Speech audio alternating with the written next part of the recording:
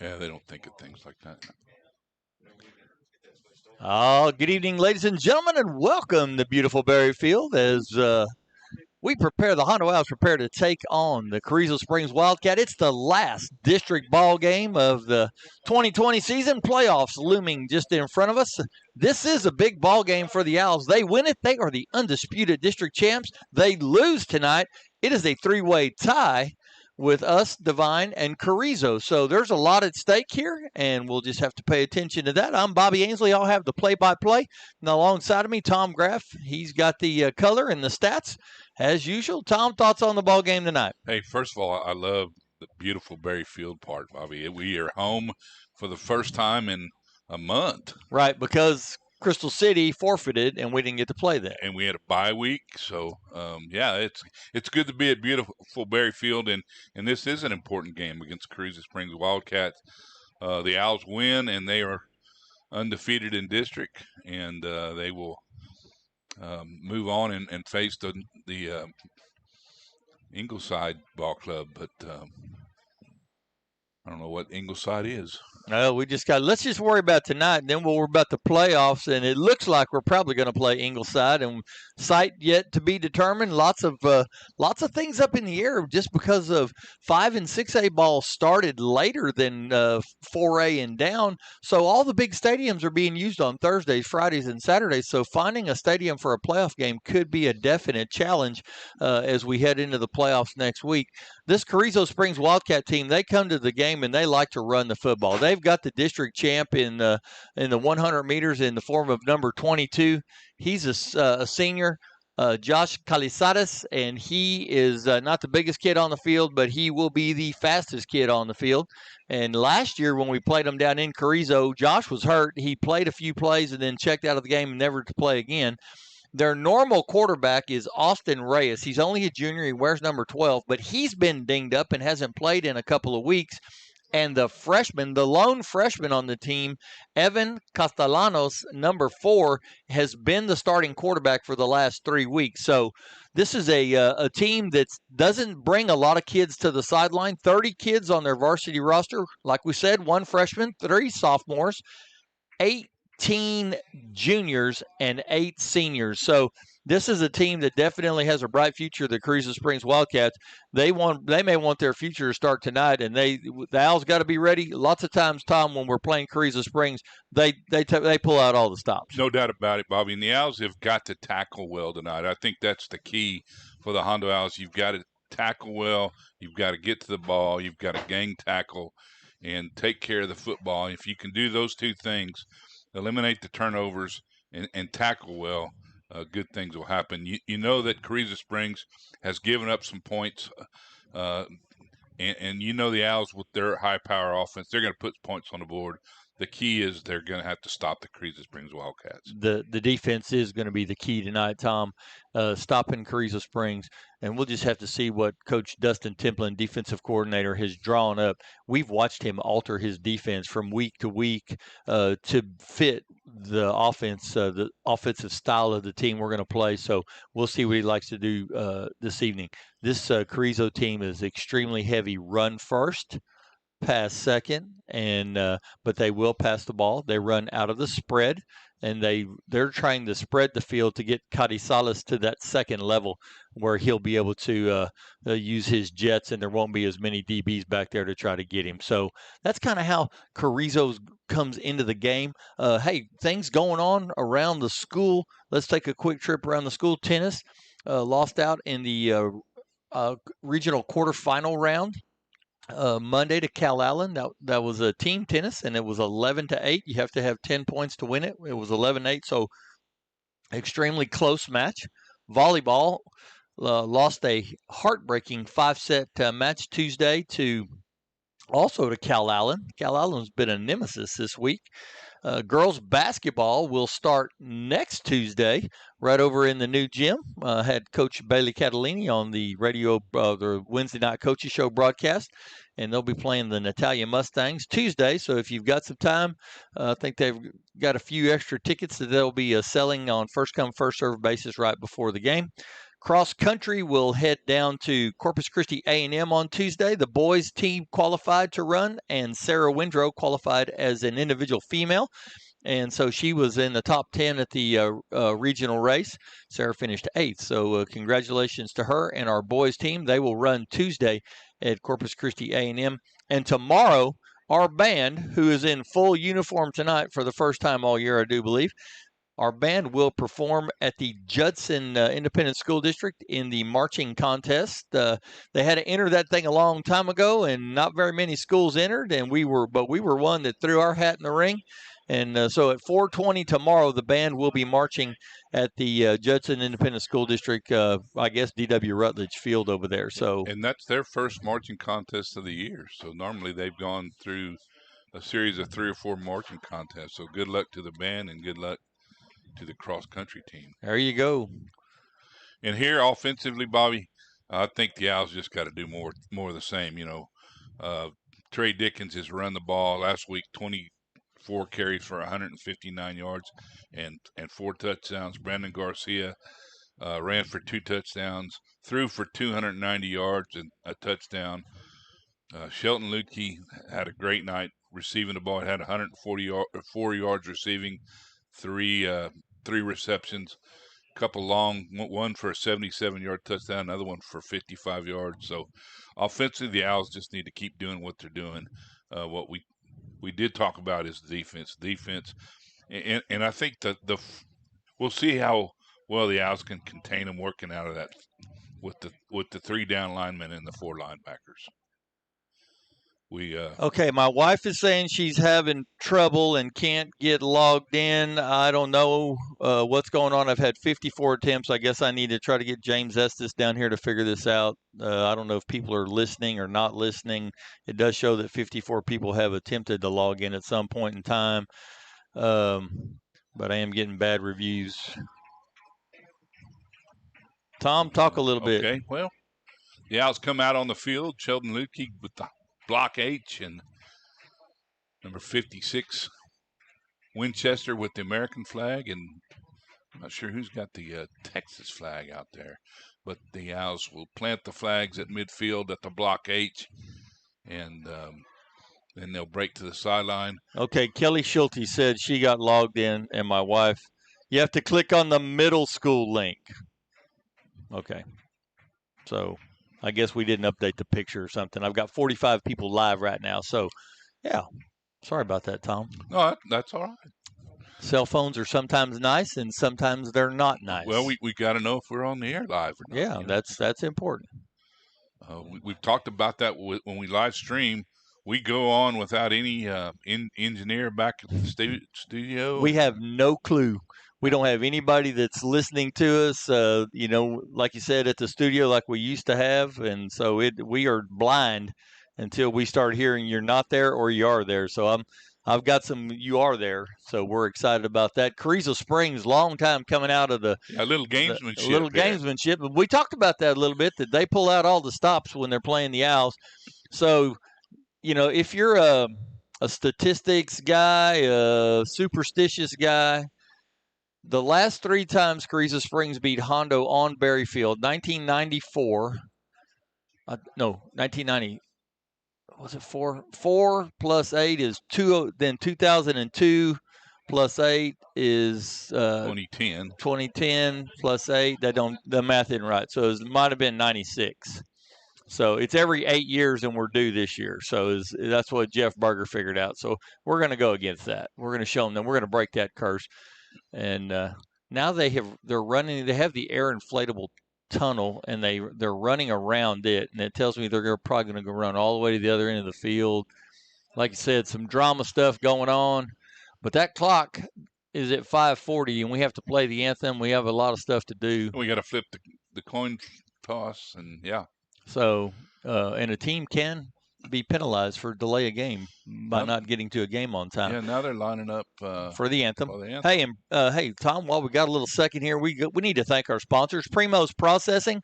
They were out at Mummy's today. They supplied Mummy's with a hunter appreciation meal. Hondo Anvil Herald, Jeff Berger, and his crew over there since 1886. Cecil Atkinson Ford. Man, they've been pushing those Ford trucks off the lot hard and heavy here lately.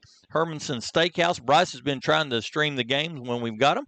Hondo National Bank, your friend, your neighbor, your banker, and Cross Connections Radio Shack, the three ladies down there in the form of Tricia, Michelle, and Stacy. We appreciate them. South Texas Refuse and Disposal, STRD. And for all your disposal needs, call Freddie Cuellar and Medina Electric Cooperative, longtime partner with broadcast and always very supportive. They have the flags out in the middle of the field. It's time for the anthem. We're going to pause. Yes, we will.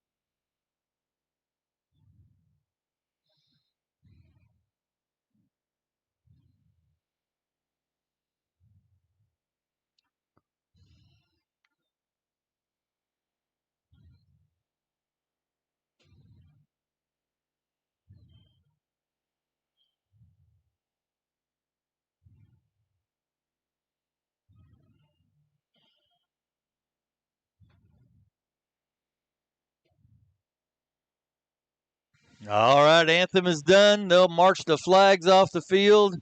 We're moments away from kickoff. 3 minutes on the scoreboard. It's kind of interesting. The Hondo Owls faced the flag on the southeast part of the field because that's what they're used to. The Carrizo Springs and the referees faced the flag at the blockade. So, and it is acceptable to normally when they march one on the field, it takes precedence over one on a pole, and so that historically you would address the one that's on the field. But when you got the big one on the pole, there's nothing wrong with addressing it either way. Hey, like we talked about Carrizo Springs, 30 kids on their varsity roster. If this is a close ball game, we did wear out the Divine Warhorses and dominated the fourth quarter of that football game. So with only 30 kids, a lot of those kids are going to be playing both sides of the ball. Maybe we can wear them down too and own this thing late in the ball game. Well, and the good thing about the Hondo Owls, and I'm going to knock on wood here, the Owls have stayed relatively healthy this year. So I don't know of any kid that is not playing because of injuries. Well, Aaron Ledesma is actually had missed 6 weeks, and he is back tonight for the first time. And we've had a few little dings and bruises. Hayden Region didn't play last week, but he'll be back. And so now the officials, the Carrizo Springs is running down to come out of their tunnel, and the officials said we need a captain, and so they sent a young man back to be the captain while the rest of them piled up in their tunnel down there so they can run out. I was going to talk about something else and totally slipped my mind. Oh, my thoughts and prayers go out to the family of Dan Keith, longtime coach and educator here at the Hondo Independent School District. Hondo principal. Born and raised in Sabinal, and had his entire professional career here in Hondo. Started as a coach, became a vice principal, then a principal, and at least 30 years, maybe more. Career, and he passed away, lost a battle with cancer. He was a guy that gave me and my wife a teaching job here in 1992. So I think a lot of Mr. Keith and his family, and he was a great mentor and basically almost a father figure to us. So we appreciated everything he's done, and he will be truly missed. And thoughts and prayers to his family. He had a really unique sense of humor too. Very dry. And on the flip side of that, or not on the flip side of that, but once again, this today, a tragic day. Thoughts and prayers go out in the memory of MJ De Leon. Today is the 4th anniversary of his passing. Was in high school when he passed. So it's a day to remember lost loved ones. Well, we had the coin flip, Bobby, and I didn't even. Me either. We'll find out here in a second. Hey. It looks like our receiving team is out there, and we're going to defend the north goal. They're going to kick off, and the referee runs out with the ball from the Carrizo side. Each team plays with their own footballs. I don't know if people know that or not. And you kick your football off, and once that play is dead, then Hondo will throw a ball in, and we'll rotate our balls onto the field while we have the offense out there, and then when the other team takes it. So that's sometimes when you're in a ball game, you'll see some variation in the color of the football and some things like that. Well, and there's a difference between a game ball and a kicking ball. Absolutely. Kicking ball will typically be older and rounder and a little softer and. All right. And the big number 6, that might be the largest number 6 I've ever seen. Dominic Hernandez. He's only a junior. He's built more like an offensive lineman than a guy that wears number 6. Yeah. He put it right on the X in the middle of the field on the 40-yard line, and he's got 5 on either side. We've got Carson Winchester and Aaron Ledesma deep. He goes short, and it's going to be Dickens getting to the ball and just has to fall on it. Number 15 down there to touch him, but the Owls will take over on their own 32-yard line. And I was trying to see who that was back there catching that ball, or I was looking to make sure that was Aaron Ledesma back there, and the young man kicked it, so I didn't know if he did that on purpose or if he just missed the football. Well, now they marked the ball at the 35, so the Owls got a generous... Well, we'll take it right there. No, they're going to move it back. The side judge over here is saying, no, we got it on the 32. Yeah. So now he's going too far back. Man, our back judge, he's getting off to a shaky start. He might be the guy that was working the freshman or the junior high games last night. Here come the Owls in the spread. Lentz in motion. They give it to Dickens coming around the right side. Oh, man, there's a host of Carrizo Springs Wildcats there, and Trey Dickens just powers through him. Hondo is in the navy pants, the navy shirts, the navy helmets, and Carrizo white pants, white shirts, and the purple helmets. Trey's going to pick up 5 yards, all of that basically after contact, hit right at the line of scrimmage. He'll cross the 35, get to the 37-yard line. Owls look straight to the sideline. They've got Wade Caden, Shelton Lutke, and I think Winchester is in the slot over there now. Winchester in motion.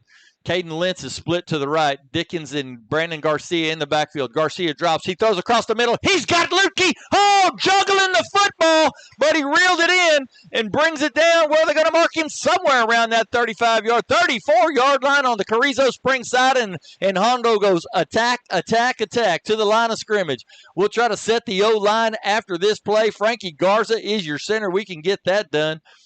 They've wound the clock. The kids are looking for the play. 3 receivers go to the left.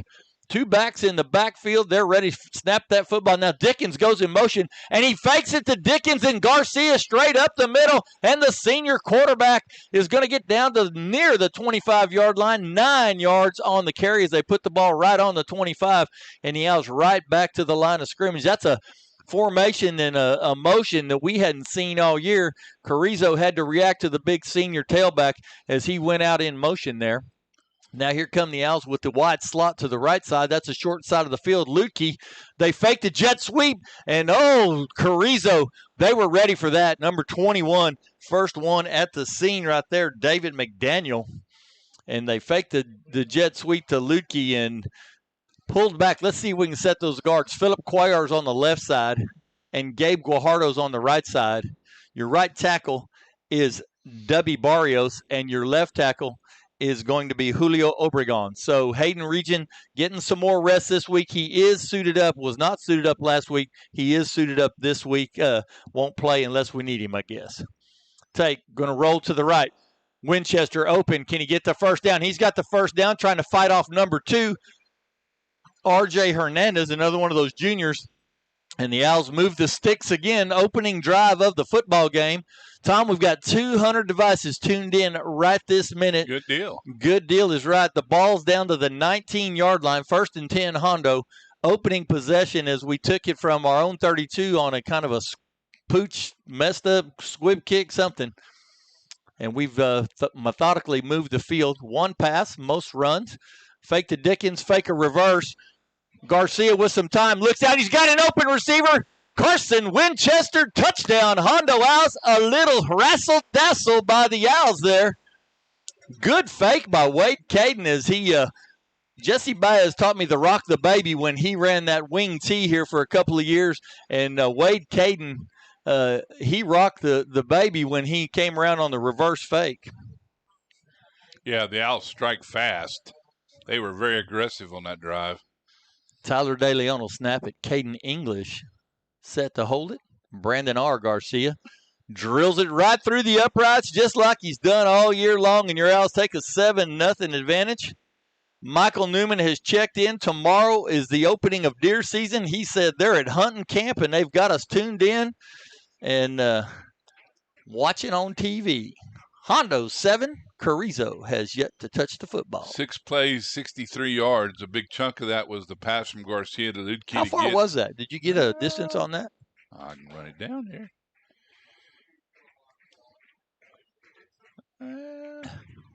29 yards. 29, and he might have got more than that, but it hit his hands and it kind of popped up in the air, was bouncing around there.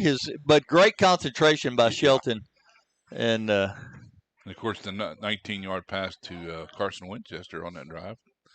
But yeah. The Owls attacked, and boy, you like to see that. Robert and Kathy Richter might be our most loyal listeners, Tom, and they are tuned in. They've got us on a big screen, and they've always commenting, making sure when I say I'm not on the air or am I on the air, they're one of the first ones to respond and let me know if we are on the air. We appreciate that. You bet we do. Robert and Kathy. Brandon R. tees it up, that traditional 2 yards inside the right hash. He's got the crazies out there. I would not want to be fielding that ball thinking these 10 guys are coming after me. As he puts his foot into it, and he does a high end-over-end kick. Number 5 is going to take it at the 5. Stumbles a little bit. Here come the crazies. Oh, Carson Winchester and Anthony Gadea meet him at the 10-yard line. That hang time on that kick allowed those guys to manipulate the field, and now Carrizo's going to have about a 90-yard field to go. Yeah, that's a kick that really the kick receiver had to run back to catch the ball. Didn't have time to fair catch it. And, boy, he was lucky to get it back to about the 11. They're going to mark him down there right on the 11-yard line. It's outside the 10, so it can't be the 10. We'll give him the 11. Here comes Carrizo. They running with a bunch of them standing up there on the left. Now they're switching from the left to the right, trying to switch their power. They're probably going to run that direction. Yes, number 22 in the Wildcat. That's Cody Silas looking for some room. Oh, he jumped. He hurdled a guy, and he hurdled right into the arms of Mr. Will Winchester. Hey, you know, Will Winchester has a valuable role in the morning announcements at Hondo High School. Does he? They are words of wisdom from Will Winchester. Words of wisdom. And you know what his words of wisdom were today? Had to be go, fight, win. Happy birthday, Ryan McElroy. The vice principal, Ryan McElroy, today is his birthday, and those were Will's words of wisdom, wishing Mr. McElroy a happy birthday. Now Carrizo has false started on 2nd and 8. They're going to lose 5 yards. It'll be 2nd and 13. We will take it. Will has got a very dry sense of humor, and my wife is learning to really appreciate when he gets on there. She didn't know what to expect the first couple of times, but she really enjoys Will's words of wisdom. Yeah.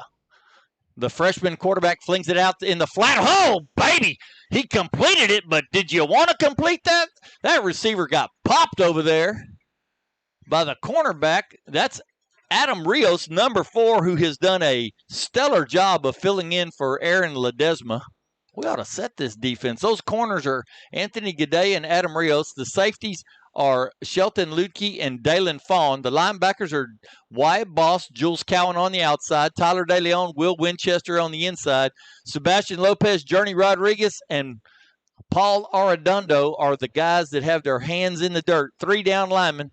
3rd down and 8 for Carrizo. They take and they're just going to run to the right. They're going to run the option. Quarterback keeps. He's just oh my gosh, he got through there. Shelton Lukey, you're the only one that can bring him down, and he shoves him out of bounds at the 46-yard line. We keyed a little heavy on Cody Salas, and the freshman quarterback, Evan Castellanos, gives Carrizo a little breath of air there.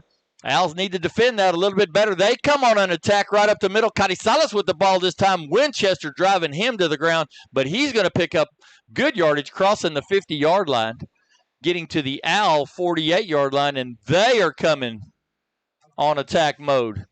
They're going to give number 5 on the no. Quarterback keeps. He nice fake to number 5, but I was the only one that bought the fake, and they blow the whistle as he's pushed backwards. A freshman quarterback. He's started about 3 games. 3rd down and 2, and I wouldn't be afraid to say that Carrizo might go for it if we stop them here on 3rd. They bring 3 receivers to the left, and then they're running left. Carrizales takes it on the Wildcat. Whoa! Anthony Gadea comes up and drops him at the 45. There's a flag thrown. I'm thinking that might be holding. We'll see what the flag's all about. It's going to be I think a little short of the first down. It's a full yard short of the first down, but on 4th and 1. They're likely to go for it, yeah. So let's see what the penalty's all about. Holding is signaled against Carrizo. I bet we'll take that. Oh, and Gabe Cortez said Will Winchester, the starting linebacker, an offensive lineman last year, the last 2 years. He joined cross country this year. I knew that. Because his goal is to become a Marine when he graduates, and he wanted to stay in shape, and he was a great addition to the cross country team in the form of a motivator. Obviously wasn't probably the fastest kid out there, but 3rd down and 12, and there's a flag. That's got to be like a substitution or illegal motion or something, because the guy come running off the sideline, number 34, and what was going to be 4th and 1 is turned into 3rd and 12. Now it's going to add 5 to that. It'll be 3rd and 17. And they do call the substitution infraction. The huddle was broken. They were at the line of scrimmage, and they run a guy out there on the field. So that might be a coaching mistake. Yeah. And now they're waving it off. Oh, okay. They're saying that was not a substitution infraction. Oh, they took a timeout. Carrizo forced to burn a timeout. While they take a timeout, let's talk about Primo's Processing, the butcher shop that caters to the consumer that demands a premium product. And as deer season starts tomorrow officially, it's been going on in different formats, archery season and some of the other things. But I've got a hunting story I have to tell. Well, go ahead and tell me a hunting story. Because my son's been bow hunting, and we've seen this big 11-pointer on video, and he saw it this evening, and he said, Dad, I was so nervous I was shaking I couldn't even shoot. Stick in a string, and that's a real hunter, a guy that can do it with a stick and a string. But so he got a little nervous, got a little buck fever. Got a little buck fever. Yeah. But when you shoot that deer, take it over to Primo's, or if you want to get a calf or a hog process, they'll do that as well. Go see them to fill your freezer with quality product. Here comes Carrizo. Carrizales on the sweep to the right. Just total student body right. He finds the seam, and that's going to be a touchdown. Wait a minute. No, Wyatt Boss cannot. Wyatt Boss dove. I love the effort from Wyatt Boss. But Carrizales, once he gets to the second level, he's the fastest kid in the district, but Wyatt Boss, the sophomore, just gave him one heck of a race right there, dove at him, and hit those feet just a little bit. So I appreciate the effort from the sophomore Boss. Now the swing and gate as Carrizo appears to go for 2, and they're missing players. They seem a little bit confused, and now they're running 6 more in and 6 more out, and if they end up with the right number of guys, it's probably going to be a miracle. They tee it up. They're gonna even it up, Tom. That's not exactly. That was a 90-yard drive from Carrizo Springs. And watch this kicker here, buddy. How's he go at that ball? Straight on. And he got it through 7-7 at the midway point of the first quarter of play. Carrizo Springs striking back against your Hondo Owls. And they overcame 2 penalties. 3rd and 12. 3rd and 12 would have been 4th and 1. Yep. So we knew they had the speed. We were told we have to contain them. And now I think now that we've seen it live, Coach Dustin Templin will get to work down there, and he'll get with the guys above us in the box, and they'll figure out what to do. Don't forget, stay up to date each week with the award-winning Hondo Anvil Herald. Medina County's newspaper since 1886. The only news source you need to keep up with the happenings from the cities to the county, school districts, local clubs, police and sheriff's department, and much more. And of course, the most thorough coverage of local and area sports anywhere. Pick up a copy each Thursday or get a subscription. They'll deliver it to your house for $37. Jeff That was Berger. a 8-play, 89-yard drive. And really the two big plays is the quarterback ran for 34, and then the score was a 56-yard Number rushing. 6, this time high, end over end, Lutke at about the 17-yard line. Coming upfield, looking for a seam, trying to break outside. Young man came up beside him, tried to strip that ball away, but Shelton covered it. Out to the 42-yard line where the Owls will have a short field. Dominic Hernandez is the kicker, another one of those juniors. Very athletic, this Carrizo Springs team. Junior heavy team, 18 juniors on this team, only 8 seniors. Well, and you know that they're going to come out early and give you a lot of effort. And, boy, that touchdown, it gave them a shot in the arm. Absolutely did. Yeah. Absolutely did. Here come the Owls, their second offensive possession. They send 3 receivers to the left now. Brandon R in motion. They fake it to him. Now they toss it to Dickens. Going left sweep. Trey Dickens spinning, turning. He's going to pick up yardage out to the 49-yard line. So from the 42 to the 49 is 7 in my books all day long. Speaking of 7, once again, have a 7-man crew working this game. Officiating crew. Wide slot to the right. Wade Caden split by himself to the left. 2 backs in the backfield. They ride Dickens, give it to Dickens at the last second. And oh my gosh, he put a move on number 9 and got around him. Number 2 comes up, pushes him out of bounds.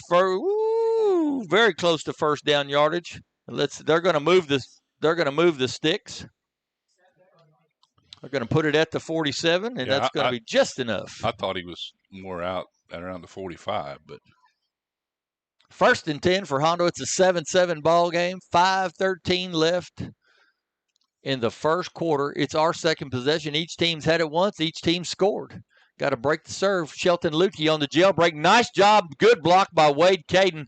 Lutke's only going to pick up about 5 yards. Wade did his work and got rid of the first guy, but the white uniforms flying to the ball over there, getting where they needed to be. Carrizo's brought a pretty good crowd, one of the better crowds we've seen over there in the visitor bleachers. Yes, they have.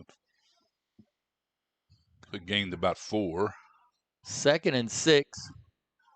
And we go with the typical spread, 2 to the right, 2 to the left. Now Winchester called back into the backfield. He usually sets up back there, and he does again. Some people will call him the sniffer. And they throw it to him. Oh, that's a beautiful execution and a great block by Caden Lentz. And now Winchester goes the distance, and we got us a track meet going on. Oh, I love that play. Fake it to Dickens, and then they just stand up and hit Winchester in the flat. He worked his way back and made it look like he was going to be a blocker. He slid behind that offensive line, kind of hiding behind them, pops out in the flat. Once that young man catches the ball, you hear him talk about kids that can run fast, but kids that can run just as fast in their pads. Carson Winchester can run just as fast in his pads. Yeah, he really does. And that time he got a good block by Lentz, took it down the sideline for 43-yard touchdown. And extra point is up and good. Number 15 came diving in there. Good effort. But 14-7. How long did that drive take? Not but about a minute and a half. Yeah, that drive took a minute and 42 seconds. There you go. 4 plays, 58 yards. 4 plays, 58 yards. That's the way we like to chew up the pavement. I hope we had enough time to make a few defensive adjustments. Well, we looked good defensively except on 2 plays, really. That. Yeah, if you're looking at percentages, then it's not bad. But those 2 plays could cost you a ball game. Yeah, they could. Yeah. And that's exactly what we were told they like to do. Is they just like to overload you, overwhelm you, and Carrizales and this freshman quarterback Castellanos, they know how to find those little seams, and they get through them, and both of them have decent speed. Yeah, you can say decent. Carrizales has got good speed, but I was impressed. Wyatt Boss was in hot pursuit right there. Yeah, he almost ran him down.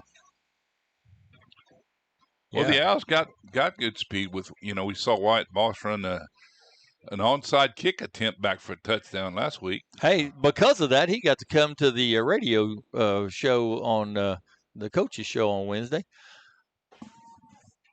Garcia hits it again, and they let it roll. They just let it fly over their head. They said, we'll take it on the 25. And Coach George Proctor comes over and pats his kicker on top of the head. Coach Proctor is the special teams coordinator. He pats his kicker on top of the head and said, good job.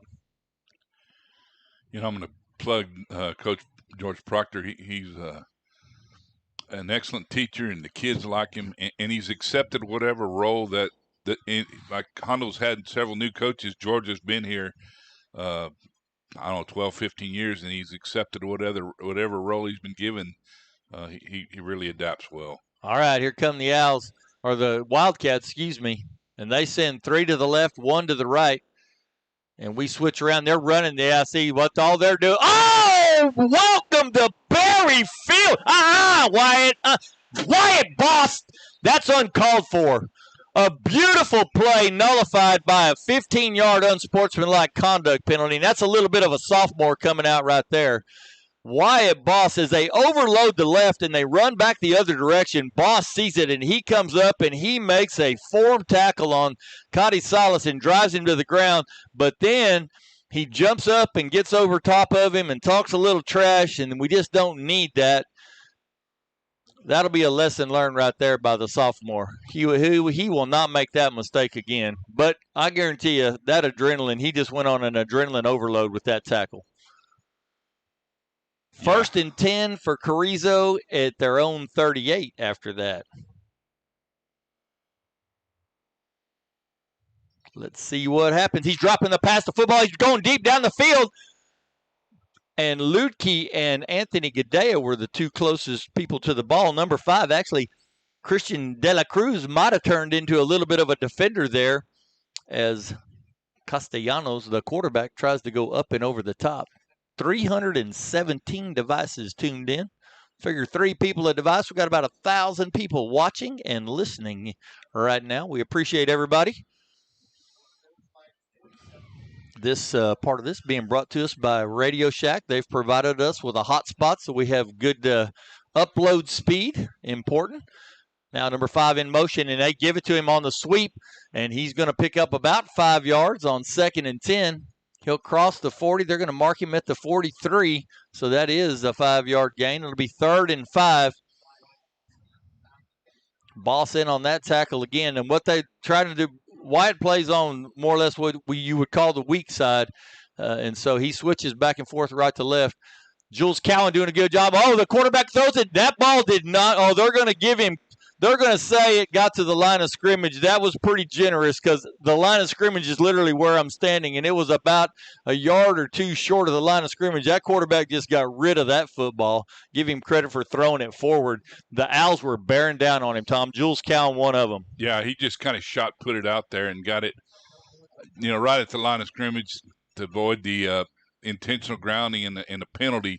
But it will be 4th down and 5. And they send their punter out. We're in the middle of the field, though. Cody Salas is the up back. Be careful right here, Hondo Owls. Watch that double deuce. Number 10, C.J. Zuvia, is in punt formation. It's snapped back to him, and he gets it off quickly. And let's see who's back there for the Owls. That's Aaron Ledesma. Will Winchester, for the 2nd time this year, grabs a punt and is flung to the ground. I just love the gamesmanship of Will Winchester as Aaron Ledesma is trying to get away from the ball. Will's going back to block for him, and the ball bounces close to Will. Remember, he is the first baseman on the baseball team, and he says, I'll make a play on it, and he picks it up and gets a few return yards. Yeah, got down to the 25, so. That's twice this year. Number 56 has returned a punt. I love it. And he's not back. He's running back. He's running back to block, and it just bounced close to him, and he said, well, I'll grab it right here. We don't want that roll, that turf roll. They're faking to Winchester. Throw a dart to Lukey. What a catch with number 2 hanging all over him. R.J. Hernandez, but Shelton Lutke, the senior captain, he reels that quick slant in, and he's going to get out to the 37-yard line. 12-yard pickup for the Owls. A fresh set of downs. 3 minutes left in the quarter and a 14-7 advantage. Finally broke serve there on Carrizo's second possession. Give to Dickens this time, and boy, the sledding got a little tougher. Number 51 in there, Alfredo Segura, real quick for Carrizo Springs. Going to lose a couple yards back to the 35. It'll be 2nd down and 12. Caden Lentz is going to check from the right side all the way over to the left side. It'll be Dalen Fawn, Caden Lentz, and Shelton Lutke staggered evenly over there on the left side. And I think I got 2 of them on the line of scrimmage, so this almost has to be a running play. And they find, Caden Lentz, he saw number 9 coming at him. And that ball was thrown kind of on the wrong side of Caden. Caden had from him to the sideline. If we could have got that ball on the other side, he had a better chance of catching it. But throwing it right there, big number 9, David Castro was coming across there. 3rd and 12. 3rd and 12. That loss of 2 on first down was not good. Kind of got us out of rhythm. Yeah, it did. It did. We go with the same formation with 3 to the left. Fake to Dickens, and now Garcia rolling. He's rolling to his right. We had all the receivers to the left, and that was almost shouldn't have thrown that as Caden Lentz was open, but number 3 for them, Oscar Briseño, was dropping back and into coverage, and he almost intercepted it, and the Owls will be forced to punt here on their 3rd possession. Trying a few different plays that time, some different formations. Yeah, and Brandon Garcia, he just wants to make a play there, and sometimes he wants to make a play too much. Sometimes you got to throw it away and punt and take your medicine. And the bad thing was he was forced to roll to his right. All our receivers started on the left side of the field, so they were trying to come across the field to get to him to help him, but just a long trip. Brandon R. in now. He'll punt it. Snap is back, and it's a good one. Tyler DeLeon is a great long snapper. A wobbler, going to hit the ground at about the 33, and it's going to roll down, and it's going to come to rest at the 21-yard line. Carson Winchester will stop it right there. 1:56 left in the first quarter, 14-7. Owls looked a little better defensively on the last possession, but then didn't look too hot offensively on this 3rd possession. No, that's the first time we punted in quite a while. I don't think we punted last week against Bandera at all. No, we didn't. We lost the ball, I think, on downs or an interception. Turned the ball over on downs. Yeah. All right, here comes Carrizo. The freshman quarterback, Castellanos, and Carrizales in the backfield. They run out of the gun all night. Call the man in motion. They're going to fake it. No, they gave it to him, number 81, and they just, Pollard, ball's out. Beanbags fly. That means it is a legitimate fumble, and the Owls are on that football. I think. Now they're talking about it, but the referee, I can see the beanbag laying on the field. Now he puts it back, and I guess what happened there was the side judge said no, he was down when the ball came out. But when they have a beanbag that they throw when there's a fumble, and then, of course, they have their flag that they throw when it's obviously a penalty. But he threw the referee threw the beanbag. Man in motion. They fake it. Quarterback. That's Carrizales running the Wildcat, and he's going to be swarmed under as he faked it on to the guy in motion. He's going to get about 3 down to the 24. Be 3rd down and 7. 3rd and 7. Inside of a minute left in the first quarter in a 14-7 advantage for the Owls. 3rd and 6. Ball on the 25. Got to get to the 31. Man in motion. That's Carrizales. They just give him the ball. Great job, Arredondo. Just reaching through and grabbing the jersey and slinging him down. Paul Arredondo, he had a big game against Bandera, made a few big plays last week. His motor runs in that nose tackle position. He's not your prototypical nose tackle. He's built more like a linebacker, but for his motor, that's a good place. Yeah, and I think as the game wears on, Paul Arredondo will get stronger and stronger as the offensive linemen get tired. Paul has got he's a little more physical specimen, and he gets stronger as the game wears on. Well, his quickness, he gets right past them before they realize what happened. And that's the end of the quarter, and they'll punt it the other way. Will Winchester lobbying to be put back there in punt formation. I'm just kidding, but it wouldn't hurt. He ain't afraid. No, he's not. Yeah. Hey, Scott Barlow, Cecil Atkinson forward, Hamilton Duplessis, Becky Granados, James Rodriguez. Those guys have been around for a long time. They put their money and time back in the community they serve. We so appreciate what they do over there. Customer service at Cecil's, it's not their slogan by any stretch of the imagination. It is just simply their way of doing business. And, I think tomorrow I'm going to head over to Hermanson's. Hadn't been to Hermanson's Steakhouse in a long time, Tom. What's your favorite thing to get at Hermanson's? I like just the beef enchiladas. They're pretty good. Yeah. I like to get that, what do they call it, the cowboy steak. You get a steak and an enchilada. Yeah. And that's one of my favorite dishes over there. Get some of those onion rings. But, Bryce and the guys, they've been doing it over there since 1946. Now, what I really liked in this COVID thing is messed it up, but I love the salad bar, and they had to discontinue that. No more salad bar, yep.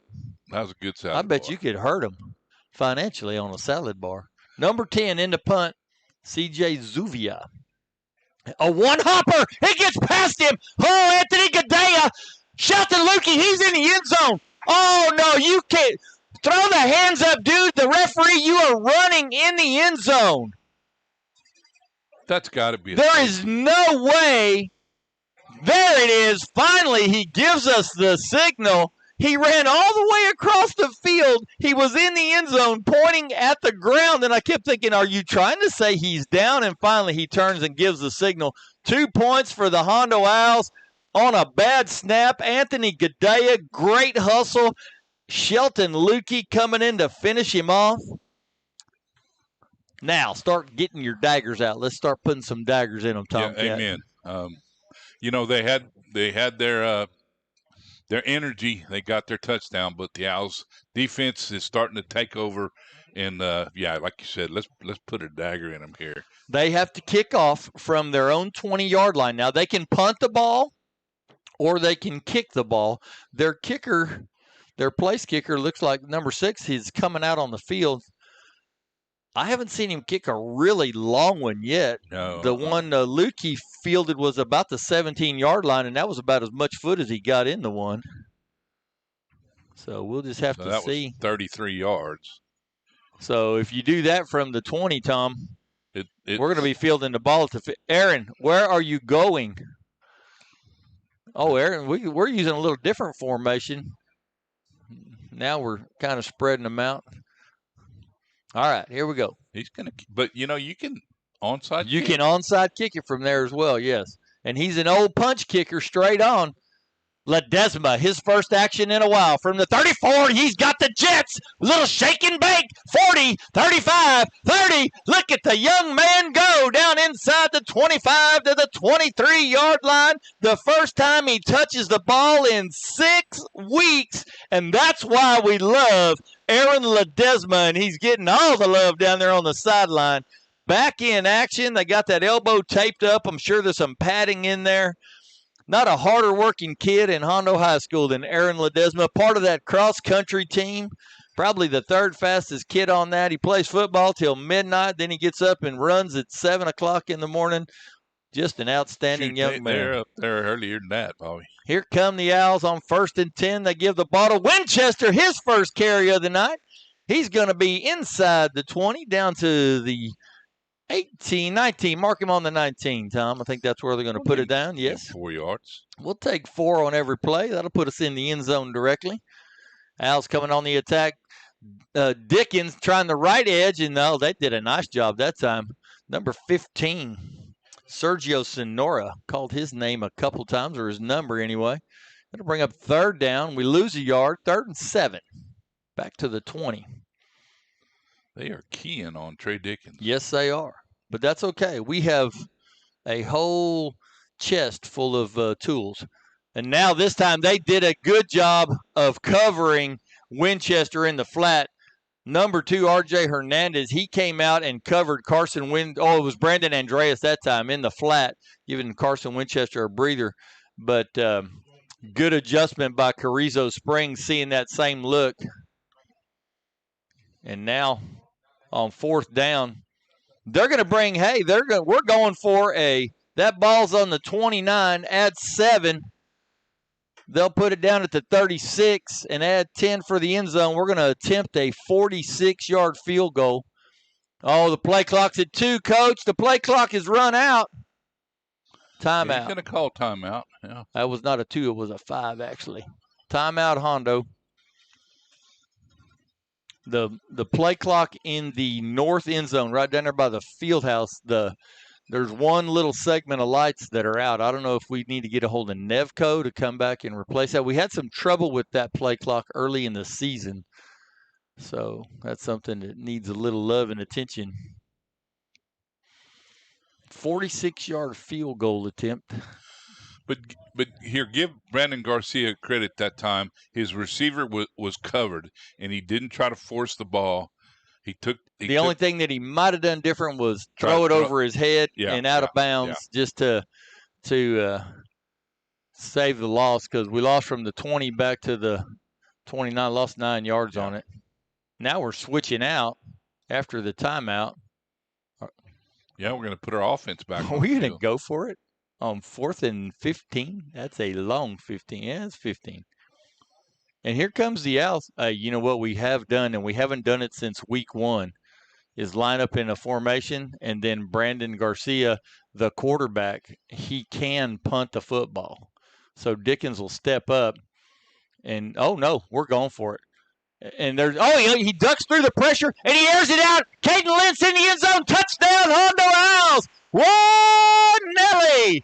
What a play by the senior quarterback. A guy coming from either side of him. He ducks between them, steps up, and he sees his big senior receiver standing in the end zone, and he fires a dart to him. And on 4th and 15, the Owls convert for a touchdown of 29 yards. A little pitch and catch. Boy, but give Garcia all the credit in avoiding the rush. He had about 3 people bearing down on him. He just ducked underneath them. Tyler De Leon snaps it. Caden English holds it. Brandon R. drills it through, and your Hondo Owls extend that lead 23-7. Well, the good news is you took advantage of the great field position that Aaron Ledesma gave you on the return kickoff after the safety. He got the ball down to the 23, and it didn't look like you were going to get any points out to that. But the great scrambling effort of Brandon Garcia finding the senior Lentz, and I think that might be Lentz's first touchdown of the season, Bobby. I know he's had some. He had some early in the year. Okay. Yeah. Yes, he did. He's got great hands, and the Owls don't. You know, we've got Carson Winchester and Sheldon Lukey, and Caden has kind of become the third wide receiver, but he's still a good one. Oh, he's a great one. Absolutely. Has excellent hands, a great baseball player, and they'll tell you he may not be the fastest one. He runs good routes. He gets himself where he's supposed to be, and when you get the ball close to him, he's tall. He can go up and against shorter defensive backs. Our first time kicking from right to left on the radio dial. Let's see what the Owls can do. Defense settled in those last 2 possessions. Brandon R. Pooch kick. Here we go. He's going to field it. Oh, and he runs right into Wade Caden and Dalen Fawn. Little extracurricular activity going on near the Block H. And the officials quick on the spot. Yeah, it's a good day. Our coaches are wanting maybe a flag to have been thrown, and Coach Joe Del Carey letting them know what was going on. It's way away from the play, and the officials calming him down. So I'll tell you what, I love Joe Dell's demeanor on the sideline. He's not one of those crazy guys, but he defends when he needs to, and he's working with the kids all the time. So I appreciate that out of Coach Joe Del Carey. Here comes Carrizo, straight from the sideline to the line of scrimmage. Man in motion is Cotty Silas. They're going to fake it to him. They give to the other back through. Winchester there to meet him. They go head-to-head. Winchester giving up a little bit. Fullback kind of a guy, number 34. We don't have any weights or anything. Oscar Ramirez, he's one of their 8 seniors. He'll pick up a few yards from the 38 to the 42, so he'll get 4 on the carry. And they're moving the ball around a little bit, not going straight to Cotty Salas like as much as maybe I thought they would. This time, Cotty Salas does not get it. They go back to the fullback after a good fake. Cotty Salas was hit in the backfield. And now they're letting the scrum go. And this has been a bone of contention. And I think we're going to have an ejection right here. I don't know. This was way away from the play. Yep. And that's the same. I think that's the same kid that might have been with the extracurricular activity on the kickoff. And they're checking the young man out of the game right now. That's a personal foul against Carrizo. So from the spot of the end of the play, they'll mark off 15 yards. You know, everybody's always trying to block and push, and him and Will Winchester, had got hooked up, and they separated, and Will was walking back toward the rugby scrum, and the guy comes up and blindside hits him. That cost them 15 yards. They're lucky he didn't toss the kid from the game. They did not give the ejection signal when he administered the penalty, but they'll get 3rd down and 15 now. In the gun with Cotty Salas beside him. Castellanos looking. He's thrown out to the left in the flat open receiver. Number 85 dropped quickly. Anthony Gadea has really grown into that cornerback position. When Aaron Ledesma got hurt, and Caden English had the banged up ankle, they started using Adam Rios and Anthony Gadea. And these kids have really grown into these positions. Aaron's back on the field right now, but Gadea is staying out there on the corner on the other side right now. So good job, and I like what I see out of these kids, working hard. Throw out in the flat. That one was touched, I think, by Jules Cowan. He was dropping into coverage. I think he might have got a finger on that. Falls incomplete, and it'll bring up 4th and 7. Let's see what Carrizo wants to do this time. 8:26 left in the half, 23-7, and here comes the punt team trotting out on the field. Just remember, folks, Cotty Salas is the up back on the punt team. So we've got to always be aware and wary of what that man can do. Well, they had 2nd down and 2, and they gave up a personal foul penalty, which is going to cost them. It's going to cost them a punt here. That was a much better snap that time. Ledesma, is he going to high hop it? Oh, he was down on a knee, and he paid for that. He tried to play the hop a little bit, and the ball bouncing around his feet, and he got walloped down there by number 54. I thought that was Joey Trujillo. Al's got the ball their own 23-yard line. 8 minutes and 16 seconds. Let's see if we can punch another one in the end zone. They're up 23-7. Carrizo scored on their first possession. A big run by the quarterback, and then the big run by the star senior Cotty Salas. That was a long time ago, it seemed like. Garcia brings him up. He looks left. Now screen back to the right. Dickens with the ball and a posse in front of him. He could go all the way. Number 15, can you catch him? Trey goes right at him. Not going to get him. 77 yards, one play, 14 seconds, and the Hondo Owls put another one on the board. Great play fake by Brandon Garcia. Looks to the left just long enough to let those blockers and Dickens get over there to the right. Dumps it off to him, and the senior showed what kind of wheels he's got, and he got some nice blocking downfield by the other receivers and by the offensive line. Yeah, the Carrizo Springs defensive back looked like he caught up with him, but he couldn't bring him down. No, sir. Trey Dickens. He's a big load. Tyler snaps it. Caden holds it. Brandon R. drills it through, and it's 29-7. And we're not even to the mid-30, excuse me. 30-7, yeah. Not even to the midway point of the second quarter. Well, it was 14-7 at the end of the first quarter. The Owls have tacked on a safety and then 2 touchdowns, one on 4th down and a long way to go. And then that time, that was a one-play drive, 77 yards. Brandon Garcia. 14 seconds if I counted it right.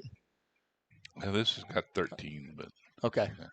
I thought it was 8:16, but that may have.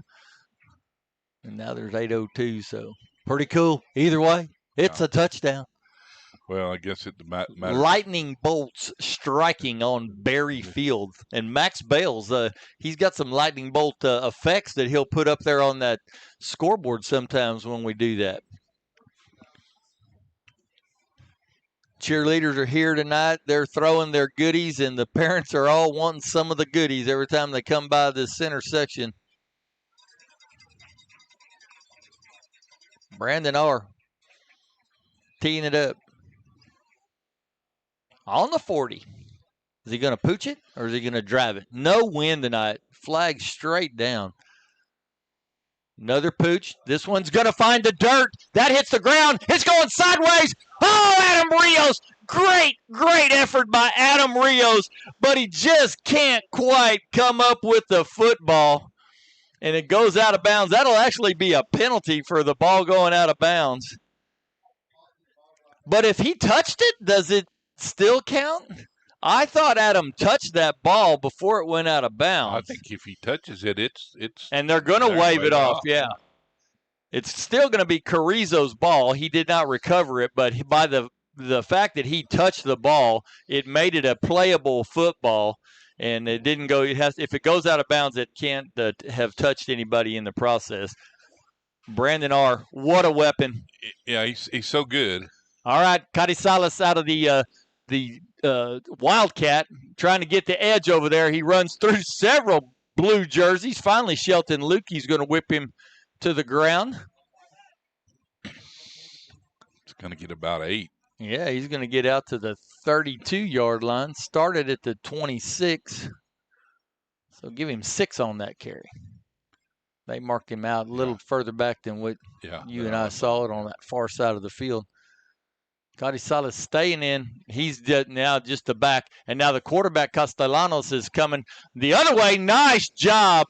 That's Jules Cowan.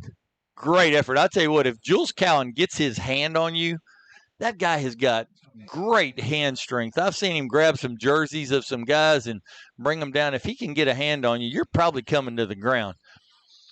No gain on that play. They're going to give him the line of scrimmage, but that's it. 3rd and 4.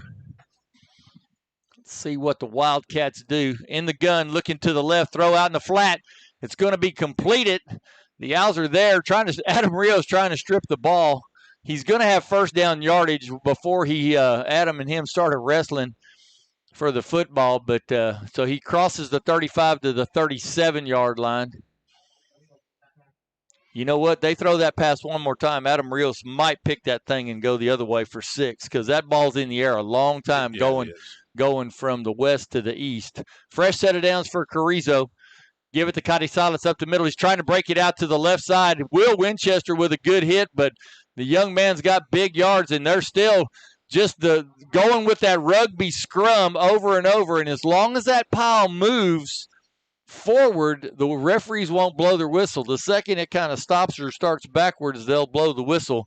Al's getting to the ball, but look at the size of the Carrizo linemen. There's some big loads, and once they start pushing that pile, it's hard to stop that. So they get a fresh set of downs crossing the 50 to the Owl 49-yard line. 6.5 minutes left in the half. 30-7, Hondo with the advantage. But Carrizo with their best drive since their opening drive. Castellanos out in the flat again. And incomplete that time. Nice effort by the young man. Aaron Ledesma on him that time. They're calling that a catch? Oh, no. Oh, that's a horrendous call, folks. Y'all saw that on video. He hit the ground and the ball popped out. Oh, that's terrible. Boy, that's okay. Ball's on the 40. You got to play it, right? Can't worry about it. Snap is back, and now they're going to the air. They're going up and over the top. Shelton, turn around. Shelton Lukey had lost track of where the ball was. Dalen Fawn and Shelton bring him down. That's number 14. And Carrizo finding some success in the air. Castellanos with Avery Ramirez. And they're all of a sudden they're inside the 20 at the 18-yard line with a first down. 5:50 left in the half. Carrizo with their second threat of the game. They scored on their opening possession. Al's controlled them since then. Carrizales takes. It's just sweep left when he gets that ball. Lutke misses him. Ball's out! Ball's out! Who's got it? Everybody from Hondo says we've got it. The official going to say he's down again? That's the same guy that got us a minute ago.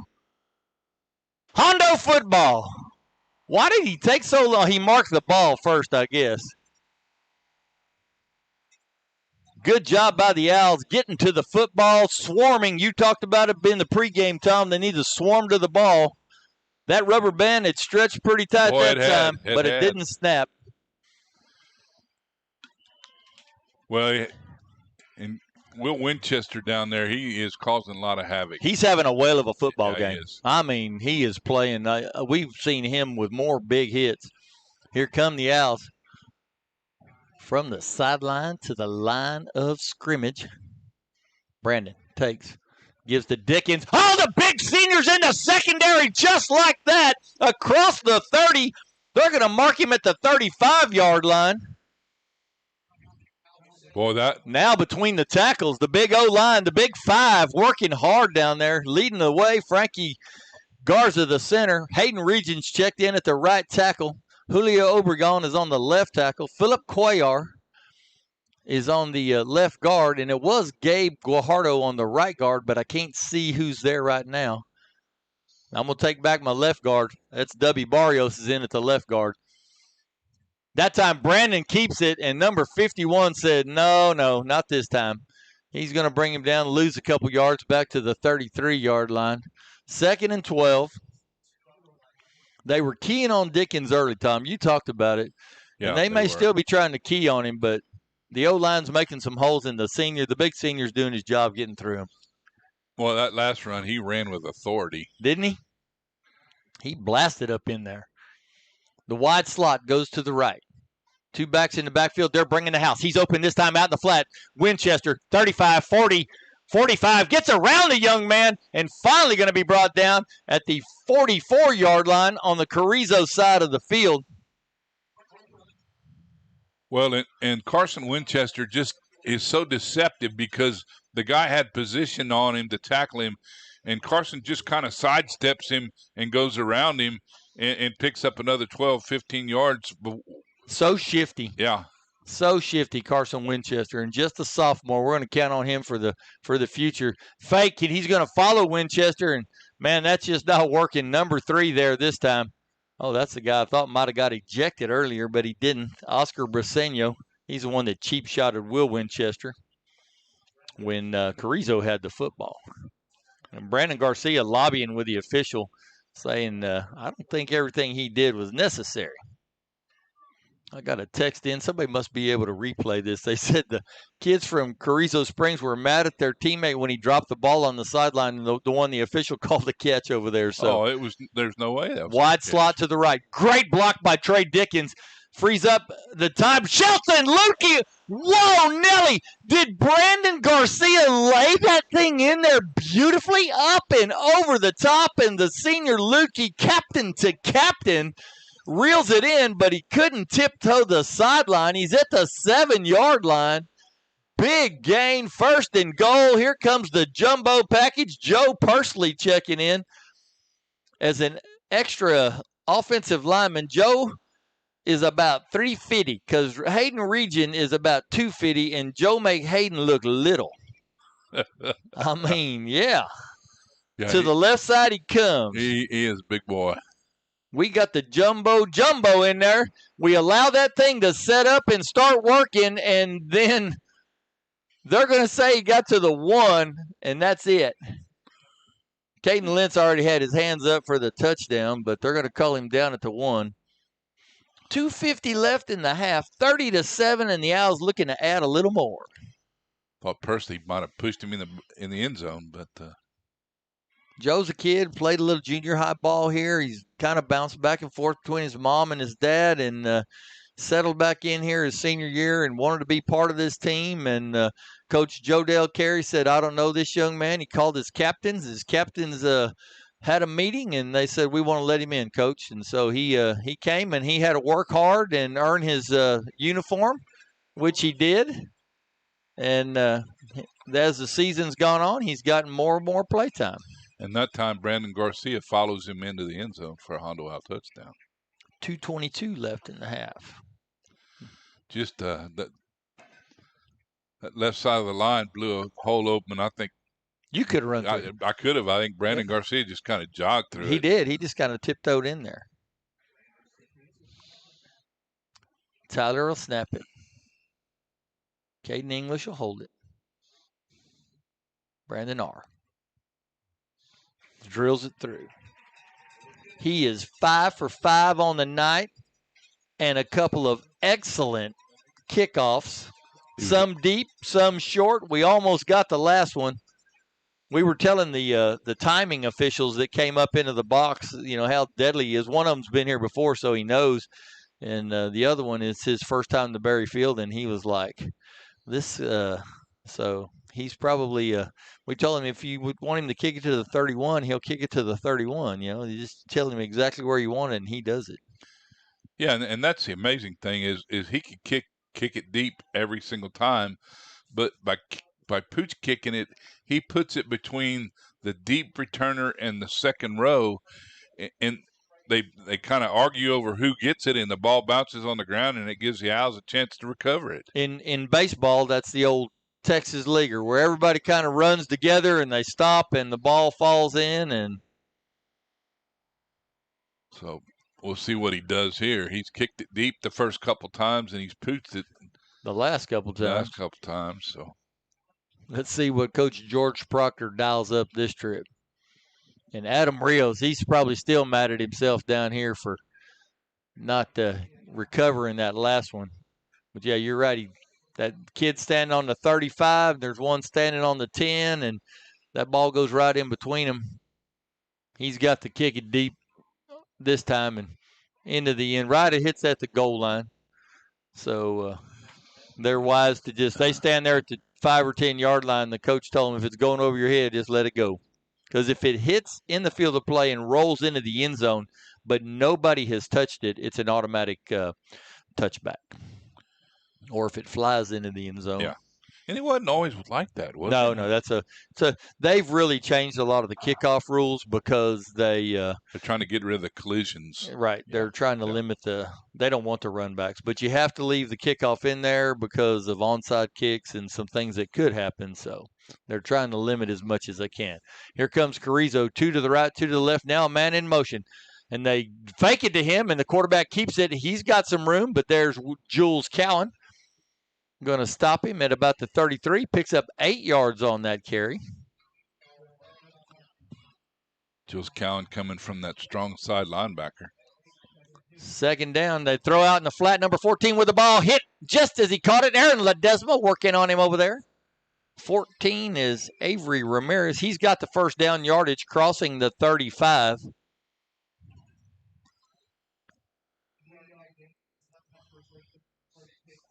Owl defense has just been really doing well. It's a starting 11 still out there. And we didn't call JoJo Tapia's name. We were told he's got a stomach bug. So he's the only one that you won't see out there that you would have normally saw out there. That time, hit as he threw the ball. And Sebastian Lopez and Jules Cowan were meeting at Castellanos in the backfield. Altered his ability to throw it. Falls incomplete. So let's see what they do on 2nd and 10.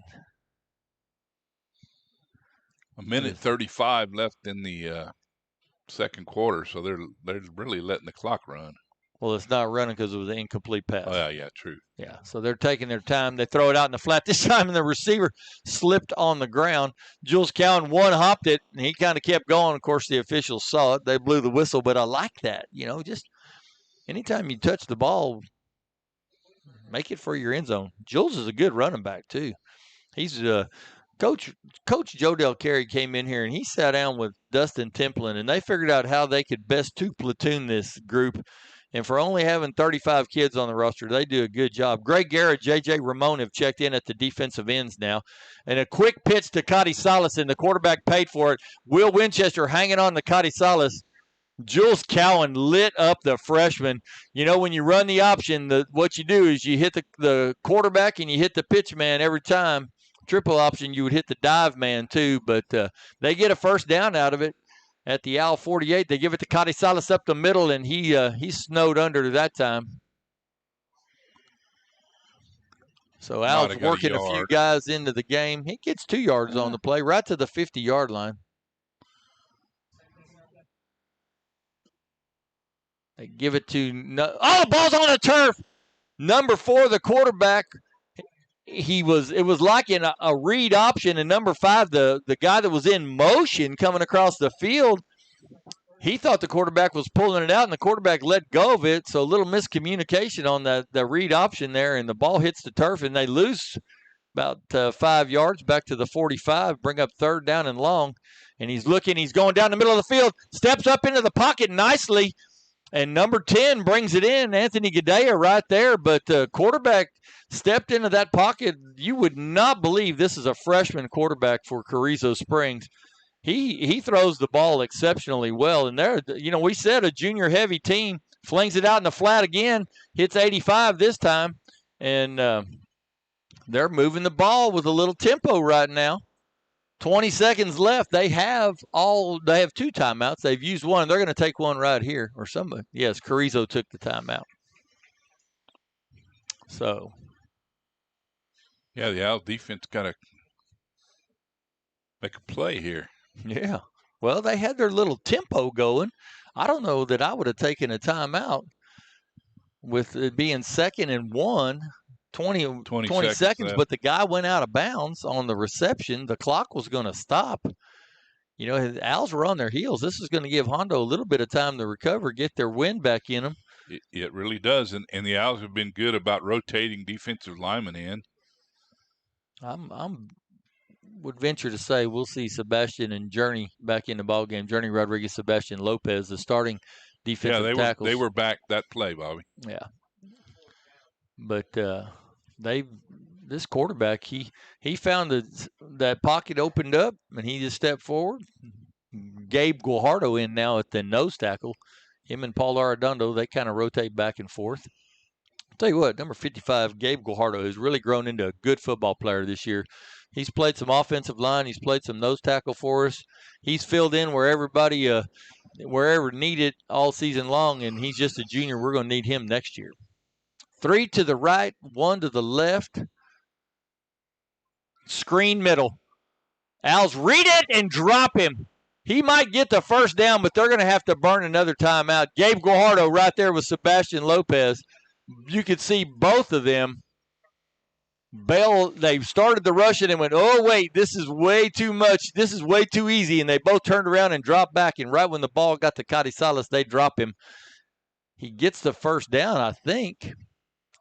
The down box has not changed, but it is a first down based on where the backside is. I can't see because of the huddle, the Carrizo huddle, but if you look at the one back at the 39-yard line, they just had to get to the 29 for the first down. I'm not sure where it's on the 28. So not only the down box, but the sticks need to move. But you know what?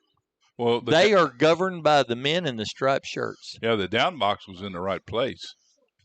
It was at the 28-yard line. Now they're moving the sticks. The First and 10, but 14.2 seconds, and Carrizo is out of timeouts. So what do you do here, Tom? Do you throw deep, or do you try to trick us and go with the shifty, speedy Cotty Salas? They're going the wrong way. Oh, my gosh. That's the official that doesn't know what an incomplete pass is as well. So he's having trouble lining up the chains over there. Well, I think that the Owl down boxes guys knew where they were supposed to go. Oh, yeah, absolutely. Castellanos rolls to the right, throws. Oh, almost intercepted by Anthony Gadea, number 14, the intended receiver, Avery Ramirez. 2nd and 10, but that's a moot point. There's only 9 seconds left in the half. So now what do? They're out of timeout, so they just got to call plays from the sideline. Play clock is at 0, was not reset. Snap is back. Castellanos, a little bit of pressure. Oh, he's going to be sacked. Not a little bit of pressure. Wyatt Boss came early, made him alter and try to step into the pocket, and Sebastian Lopez, number 32, drops him. They don't have a timeout to call. That's the way the half will end. And the Hondo Owls with a commanding 37-7 advantage in the first half. I want to be interested, Tom, in your stats. While you kind of punch those things up, we need to thank a couple more sponsors. The Hondo National Bank, your friend, your neighbor, your banker. Stop by to see us for all your banking needs. A wide variety of deposit products to loans covering anything you may want. We are your locally owned hometown go-to bank. Truly your friend, your neighbor, and your banker. And Medina Electric Cooperative. There's an app for that. You can manage your electric account. You can report outages with the push of a button. Download the Smart Hub app and choose Medina Electric as your provider. Once you register, all your account information will be at your fingertips. You can report an outage, pay a bill, see if your kids are turning the thermostat down, and much more, all before you ever see your first bill. Learn more at medinaec.org. And don't forget Freddie Cuellar over at South Texas Refuse and Disposal. They will clean it up for you. They'll demolish it for you, or they'll just simply rent you a dumpster that you'll load up. They'll drop it at your house, and then they'll come pick it up when you're ready, or they'll give you a weekly service, weekly or monthly, however you want to do it. Freddie Cuellar and all his crew over there, 830-426-4261, 426-4261. Tom, what do you got? So the Owls started off with a opening drive. Carson Winchester got a 19-yard pass from Brandon Garcia. The Owls take a 7-0 lead. Carrizo Springs answers. They had a 56-yard touchdown run by Josh Casales, and it's 7-7. Carson Winchester comes back with a 43-yard pass from Brandon Garcia. It's 14-7. The Owls get a safety on Carrizo's next possession. They get a 77-yard pass from Brandon Garcia to Trey Dickens for the score. And Brandon Garcia with a short 1-yard rush for the final TD of the first half. It's Hondo 37, Carrizo Springs 7. First downs, Carrizo Springs 9, Hondo 12. Of course, Hondo had a couple long scoring plays, so you don't have the long drives. You don't need long drives when you Yeah, you don't get a lot of stats yeah. when you're only going 40 yards, but 77 yards, yeah. Rushing yards, 19 for 158. Hondo, 14 for 38 yards. I thought we ran the ball more than that. Passing yards. That does not sound right. No, it doesn't. But Trey Dickens had more than that. But we've lost. We had a lot of 2-yard losses, too. Yeah. Receiving yardage, Carrizo, 73 yards. This is where the Owls did it all. 10 receptions for 280 yards in the first half. 280 yards. That's a career for some people. Yeah. A ball game for others, but that's in the first half. Right. Yeah. That includes a 77-yard screen pass for a touchdown. A 43-yard touchdown pass.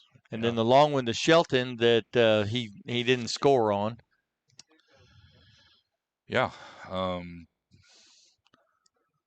Carrizo has lost a fumble. Hondo has not. Carrizo has 5 penalties for 47 yards.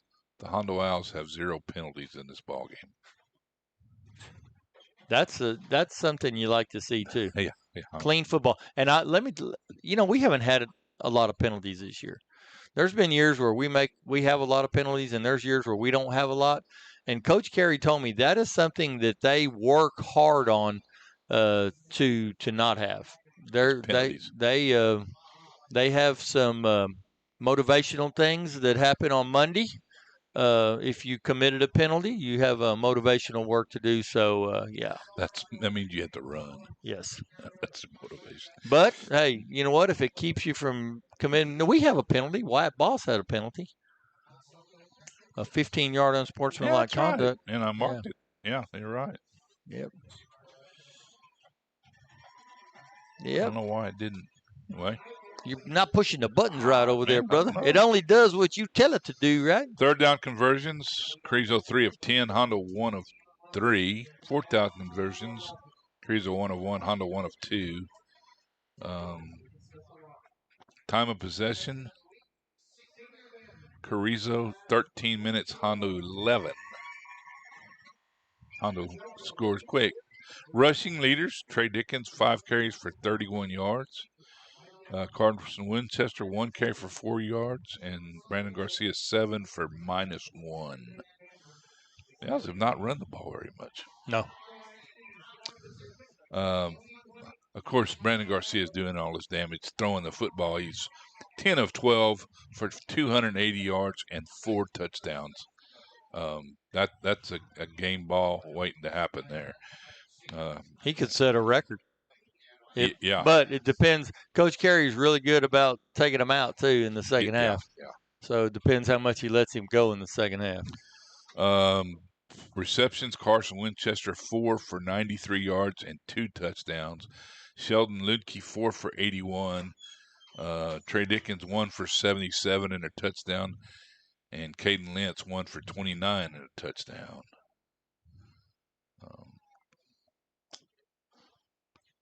So that's your first half stats. 280 yards passing. Wow. That's incredible. Hey, just want to remind everybody of some of the stuff going around the school. On Tuesday, the cross-country team will be traveling to Texas A&M Corpus Christi, the Duggan Track and Soccer Stadium, and for the regional cross-country meet. 4A girls will run first at 10 o'clock, and Sarah Windrow will be representing Hondo. She finished in the top 10 at the district meet, so she qualified to move to regionals. And our entire boys team, we won the contest, so the entire boys team will be there, and they will start at 10:20 and compete at the regional cross-country meet. And once again, if you place high enough, you get to go to state, and if as a team, you'll go to state, or as an individual, if your team didn't qualify, it's kind of the same format that got Sarah to the regional meet. Also, the band will be competing tomorrow at 4:20 in the afternoon at the Judson Independent School District marching contest, and I think they're the only ones that are hosting a contest this year. Hondo historically has hosted a contest, but not this year because of the COVID stuff that was going on in August, and it was limited, and not many people were signing up. And so if you get your copy of the Hondo Anvil Herald, you will be able to see the full layout of who's marching when in that band contest tomorrow. Girls basketball Tuesday over in the new gym. Coach Bailey Catalini came to the coaches show Wednesday night, shared some thoughts on the season. She's very excited and looking forward to kicking things off. She's had a couple of scrimmages, but those were done without her volleyball girls. Now she's got her volleyball girls back. Congratulations to the volleyball team. By-district champs, area qualifiers, fell in a tough 5-set match to Cal Allen just the other day. And then also team tennis, they completed their season, losing also to Cal Allen in a 11-8 final score there. And so that was a tough loss for team tennis. Chris Schulte and his tennis team, we congratulate them on a regional quarterfinals finish, and the volleyball team on the same thing, regional quarterfinal finish. Coach Alicia Gonzalez there. So lots going on around the district, both band and sports-wise. Good luck to those that will be competing tomorrow and next week,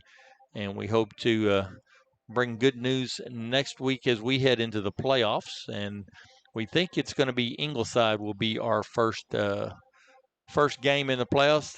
The site is already still to be determined, and that's because the 5A and the 6A schools, they did not start playing football till just a couple of weeks ago. So they're still playing on all their big stadiums. They're playing on Thursday nights, Friday nights, Saturday nights, and so finding a stadium is going to be a challenge. Maybe Beeville. I don't think we've played in Beeville since we beat West Oso down there in the around 2000, 99, 2000 era. That game. Yeah, good ball game. That was a fun bunch of kids. This is a fun bunch of kids. Your Owls with the lead at the half, 37-7, and we've got most of the stats. We don't have them all, but we've got most of them, and on our side of the field. Carrizo moved the ball a couple times, but they run the ball well. And well, that's their MO. They've thrown the ball better than I thought they were going to be able to throw the football. The freshman quarterback Castellanos has thrown the ball exceptionally well, and their receivers catch it. So here come the drummers. They're coming up to do their the drum solo here, working their way up. Frankie Garza. We got 3 football players down there playing the drums. I know Frankie Garza is the one in the middle. That is your offensive center.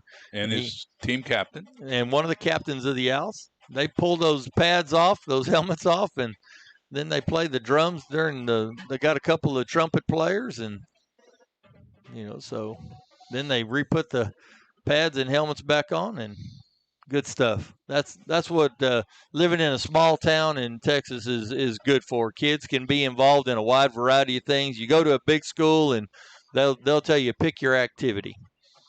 Yeah, and here you get to pick every activity. So, yeah. And Gabe Cortez is another one of our faithful listeners. He said Frankie decided he was going to run cross country. He was inspired by his girlfriend from last year. Grace Kindred, and so sometimes you go run cross country because your girlfriend's out there, right? Whatever reason, So now he's also on the cross country team. Yeah, and he's a offensive lineman, not your typical. Him and Will Winchester, not your typical cross country guys. No, not at all. So if there's ever any pushing and shoving, I'm taking the Hondo bunch in the pushing and shoving match in the cross country meet, but that usually doesn't happen. So. But fun times on Berry Field. The band fully suited up. Brian Hekamovic, the head band director, Josh Chesser, and Clinton Marchese are his assistant band directors. And they do a whale of a job. And every year, the Owl Band, I don't know that we've ever lost a halftime. No, right. Not at all. And I think Chrissy Marchese is the band announcer. Yeah, but she's not here. She's not here. Josh Chesser, I thought, came up and was doing it. I'm not sure what happened, but the head drum major is Ian Vogt, and the assistant drum majors are Jenna, Nicole, and Sophia Wilson. The captain of the color guard is Megan Berger. So I don't think I'll let Jan Zinsmeyer. She helps with the color guard as well. She has a daughter in the band. And her other daughter, Danielle Zinsmeyer, who was the color guard captain last year, she's going to college. And so Jan has some knowledge. 2 years ago. Was it 2 years ago already?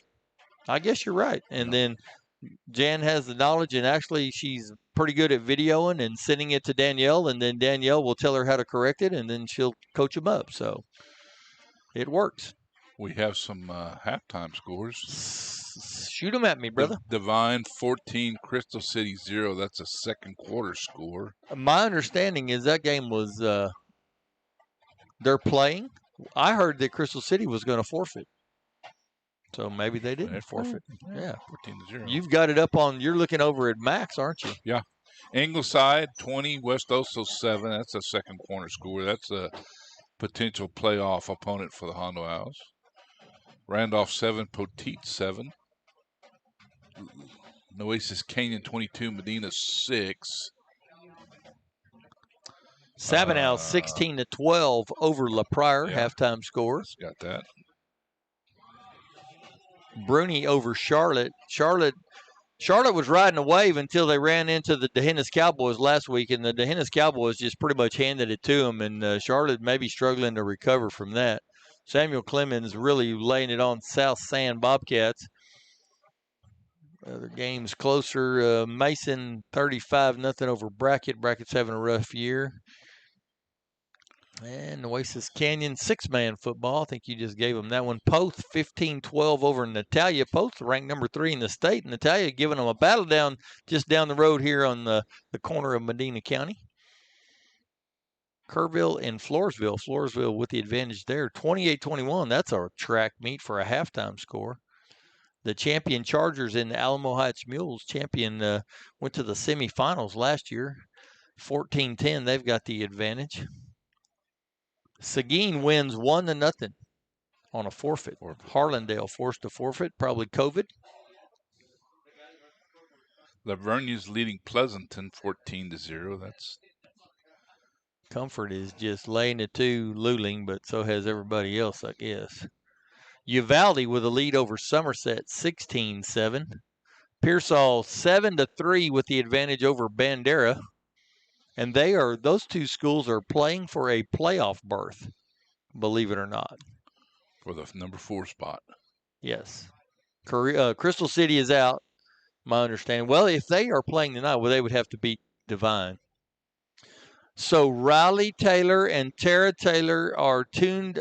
Tara Ernstein now was Taylor, are listening in California with Tara's son Emmett, watching the broadcast and listening. We appreciate Riley. Riley, longtime employee of the central office, retired a few years back. Tara, graduate of Hondo High School and married a Air Force guy and moved out to California. So we're glad they are tuned in and listening, watching. It's so cool that you can put all this on YouTube and download it and watch it. And the UIL has allowed that because of the COVID. Normally, they don't like that, the video part of it, because teams can scout more than the historic one-game film and that kind of stuff. So, it's just, but it's been a great thing to do is to be able to put these games on live stream, and these people have learned how to blow it up onto a 72-inch TV and make the athletes look life-size. So I don't have a TV that big at my house, but it's pretty impressive what people can do with a little bit of technology. Well, and tonight the broadcast and the video are a joint venture because we're at home, but on the road, a lot of times the road team has the video rights, and you can watch the video and listen to our audio, hopefully. Right. Yeah. Yeah. The road team is the only team allowed to have video. The audio, you can still have your audio on the road or home. So, but I guarantee you, and it's been true every week. Whoever has the video, if you're watching the video, you're going to hear the announcing is going to be colored that direction. And it's been colored navy blue by Bobby and Tom tonight because that's how we see things. And but hey, it's a lot of fun. And we're seeing the Owls up 37-7 at halftime tonight. Hey, and that's what we really love.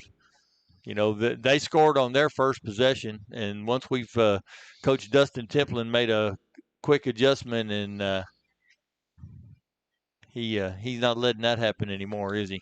No. That rubber band stretched tight a couple times, but the defense has stepped up each time. Fumble recovery once, and then on down, or time ran out on him here. Well, and the bad snap is really what hurt him for the safety and gave us. That was a punt.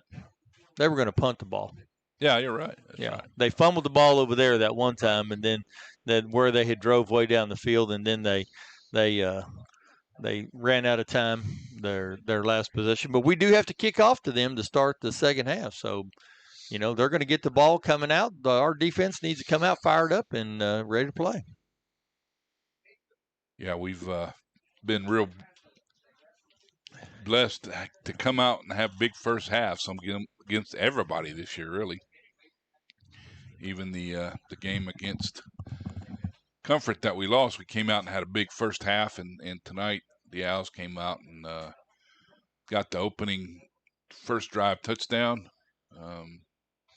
Carrizo Springs answered, but since then it's been all Hondo Owls. 37-7. We got about 6 minutes and 15 seconds left, and the band is off the field. Normally you've got the visiting band that marches first, and then you have the home band that marches second. But in this case, you have no visiting band. It's just a Hondo Owl band. So we have a lot of dead time.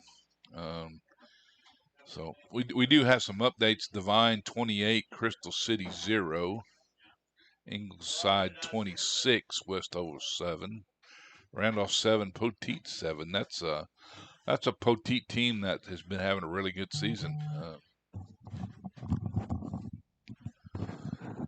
So not sure what part of that game is, but Randolph and Poteet tied at 7. I think Poteet is undefeated this year. They've had a really good season.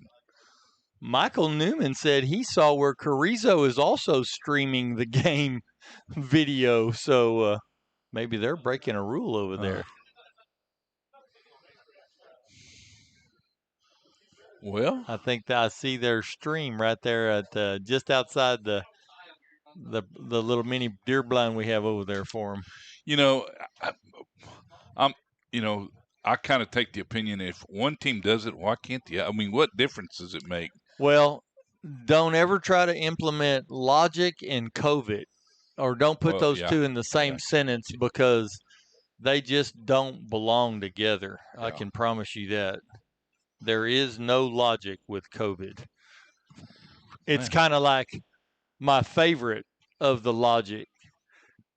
We send one captain out there and he fist bumps the other captain. Then we tackle these guys for 48 minutes, block and tackle each other, and then we're not allowed to fist bump them or shake their hand at the end of the ball game. Yeah, we go up to the hash marks and wave at them. Wave helmets. That is the biggest lack of logic that I've ever seen. So, but if it lets our kids play football, and so be it. If that's what the powers in Austin, they have to exercise a little bit of their might.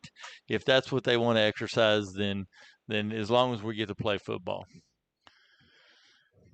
And this is week 11, really, I guess, because you have your bye week, and the Owls did not play 1 week whenever they had the forfeit against Crystal City. So the Owls officially are 8-1. With a chance to go to 9-1 with tonight's win, and that'll be our best record in years. Yeah. I think it's the first outright district championship since 2012. I think could be 2011, 2012, somewhere around there. It's been a while, been too long. So the Owls are not only trying to come away with a 9-win season, but trying to come away with outright district championship. And next week we'll start the playoff season. Drop the ball game in the preseason. Got a shot to run the table in the district season, and then we'll start the playoff season. And it's 3 seasons in high school football. The number of games are pretty much predetermined, except for the last season. Win or go home, right? Yeah, that's right. And it is just amazing how long halftime feels without 2 bands. Yeah, that's what I was. It's still just 24 minutes or 28 minutes, but it just seems like eternity. While I guess we run through just the titles of our sponsors, again, these guys, you have to appreciate them stepping up. We bought a laptop and a new camera so we could be better. James Estes has just been a real warrior for us too. As far as he's helped get us on the air. He runs the video camera for us. He's videoed lots of other sports as well, and so he's becoming an integral part of HABA, and we appreciate him. But the sponsors that make this possible, and remember, folks, if you're a business and you sponsor this, it's a win-win. You get advertising dollars out of it, but then your advertising dollars go to the Hondo Athletic Booster Association, which then turns around and gives the money right back to the athletic department so they can buy more stuff to make our kids better athletes, have better equipment. So it's absolutely a win-win. You're making advertising dollars, and you're making a more or less a donation to a nonprofit organization. So, Primos, you've jumped in, and we appreciate those guys over there at Primos for doing that. Right off the bat, the new meat market west of town out there across from the old Medina Ag Products facility. I'm sure tomorrow they're fixing to get really busy. They will be really busy. There will be deer coming in there, and you can get parisa, you can get dried sausage, you can get the highest quality steaks, the big old tomahawk steaks, is good ribeyes, whatever you like, T-bones, which one you want, any kind of meat that you want, they'll take care of you. The Hondo Anvil Herald, they've been covering Hondo sports. 109 years of Hondo football, and the Hondo Anvil Herald has covered all 109 of them. Cecil Atkinson Ford, they used to loan us vehicles. And if I called Scott tomorrow, I bet he would have us a vehicle we could take to the ball game next Friday, because that's just the kind of guy they are over there. If we want a vehicle to go to a game in, unfortunately, I carry so much gear and it's in my truck that I would just as soon take my own vehicle. But Cecil and the guys, they're always willing to help us out. Hermanson Steakhouse, they'll probably be pretty busy tomorrow as well with all the hunters coming into this part of the world. We appreciate what they've done this year, jumping in as a first-time sponsor. The Hondo National Bank, longtime sponsor, and 101 or since 1901. We've been banking as long as we've been playing football, actually longer. And hey, good enough for the Newton boys to rob us, right? Yep. Cross Connections Radio Shack, Tricia, Michelle, and Stacy, they take care of us, and they'll take care of you. AT&T cell phone store and all the electronical equipment you could want. Medina Electric Cooperative, providing a safe, reliable electrical service for over 80 years. And South Texas Refuse Disposal. They'll get you a dumpster for on a route, or if you just need a project you need cleaned up, they'll give you one for a short period of time, and any size you want from 2 yards up to 40 yards. So about time to kick it off, as Coach Proctor is talking to his kickoff team, and the coaches are coming back up into the press box. Carrizo's out there. They got the receiving team lined up already. Yep, they're ready. You talked about Berry Field and the Owls have been their history. I think they started off playing over kind of in between the Hondo National Bank and the Anvil Herald over there where the post office is. That was the football field. Is that where the football field was? Well, you just taught me something, Tom. Yep. And, you know, we talk about traditions and special features of Berry Field. We've played football for 109 years, and I don't know if there's been an announcer the whole time, but Nani Jennings did 43 years, and Burgers on year 26. So 69 of 109, we've only had 2 guys, and they signaled the fair catch quickly this time at the 31-yard line on the pooch kick. Brandon R. kicks it. Number 8, Kyle Briseno. He'll at the 31, they'll put it down, and it'll be 1st and 10 for Carrizo Springs. And here comes the defense. Paul Arredondo at the nose, Sebastian Lopez and Journey Rodriguez. They're the DNs. Wyatt Boss, Jules Cow, and the outside linebackers. Will Winchester, Tyler De Leon are on the inside. They give it to Kylie Salas. He's stringing it out to the right side. Paul Arredondo giving chase, and he's hit hard by Sebastian Lopez. When your defensive tackle gets all the way to the sideline, Kylie Salas will pick up about 3 yards. They're going to give him 4 to the 35. Yeah, and that was the district 100-meter champ. Yeah.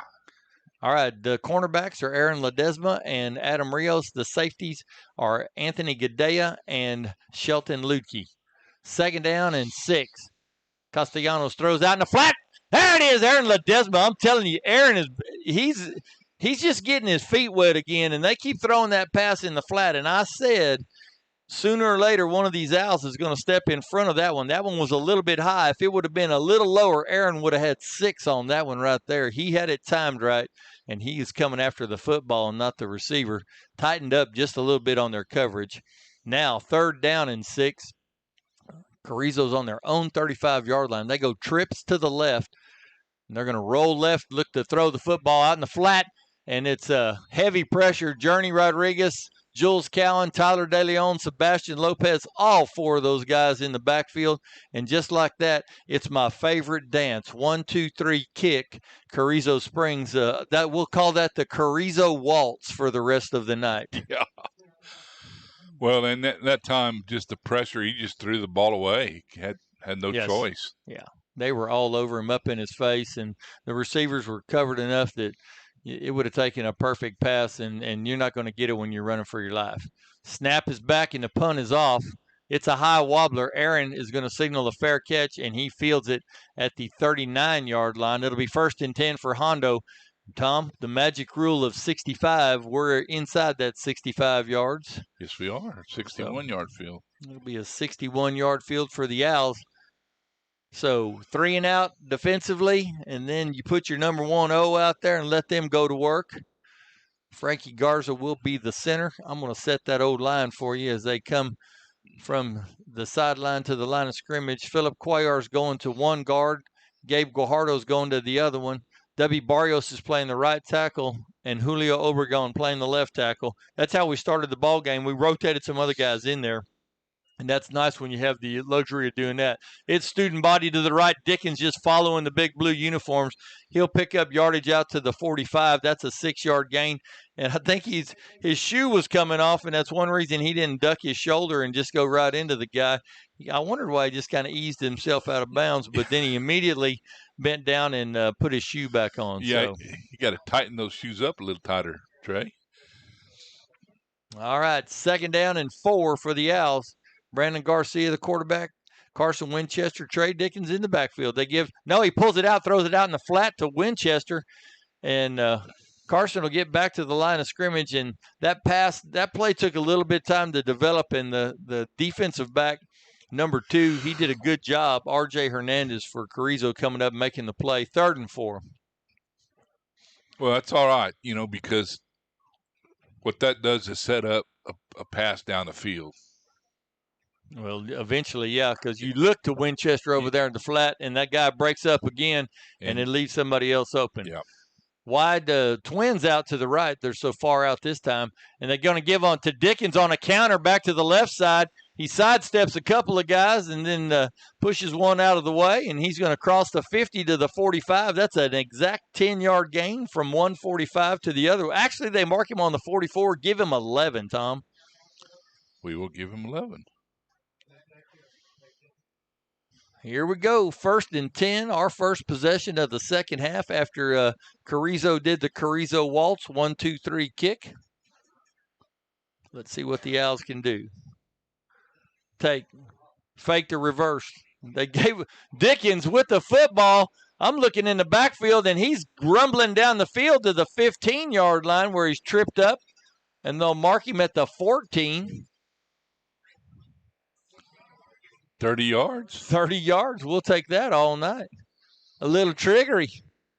And Coach Joe Del Carey, he's giving the scouts something to look at. They give the ball to Dickens straight up the gut this time. Off the right tackle. Works his way inside the 10 to the 9.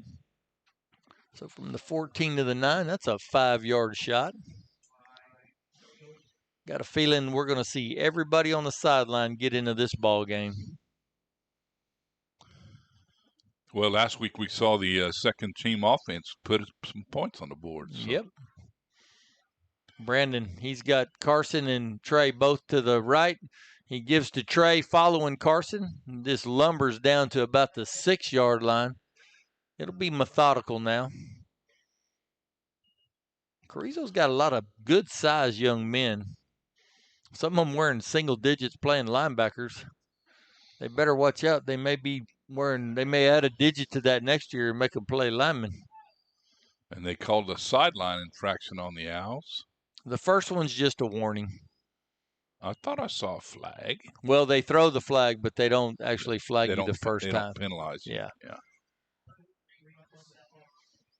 Holding the signs up. So I asked Coach Carey what the signs meant that they hold over the coaches' heads. And basically, when you hold the signs up, that tells the offense which one to look at.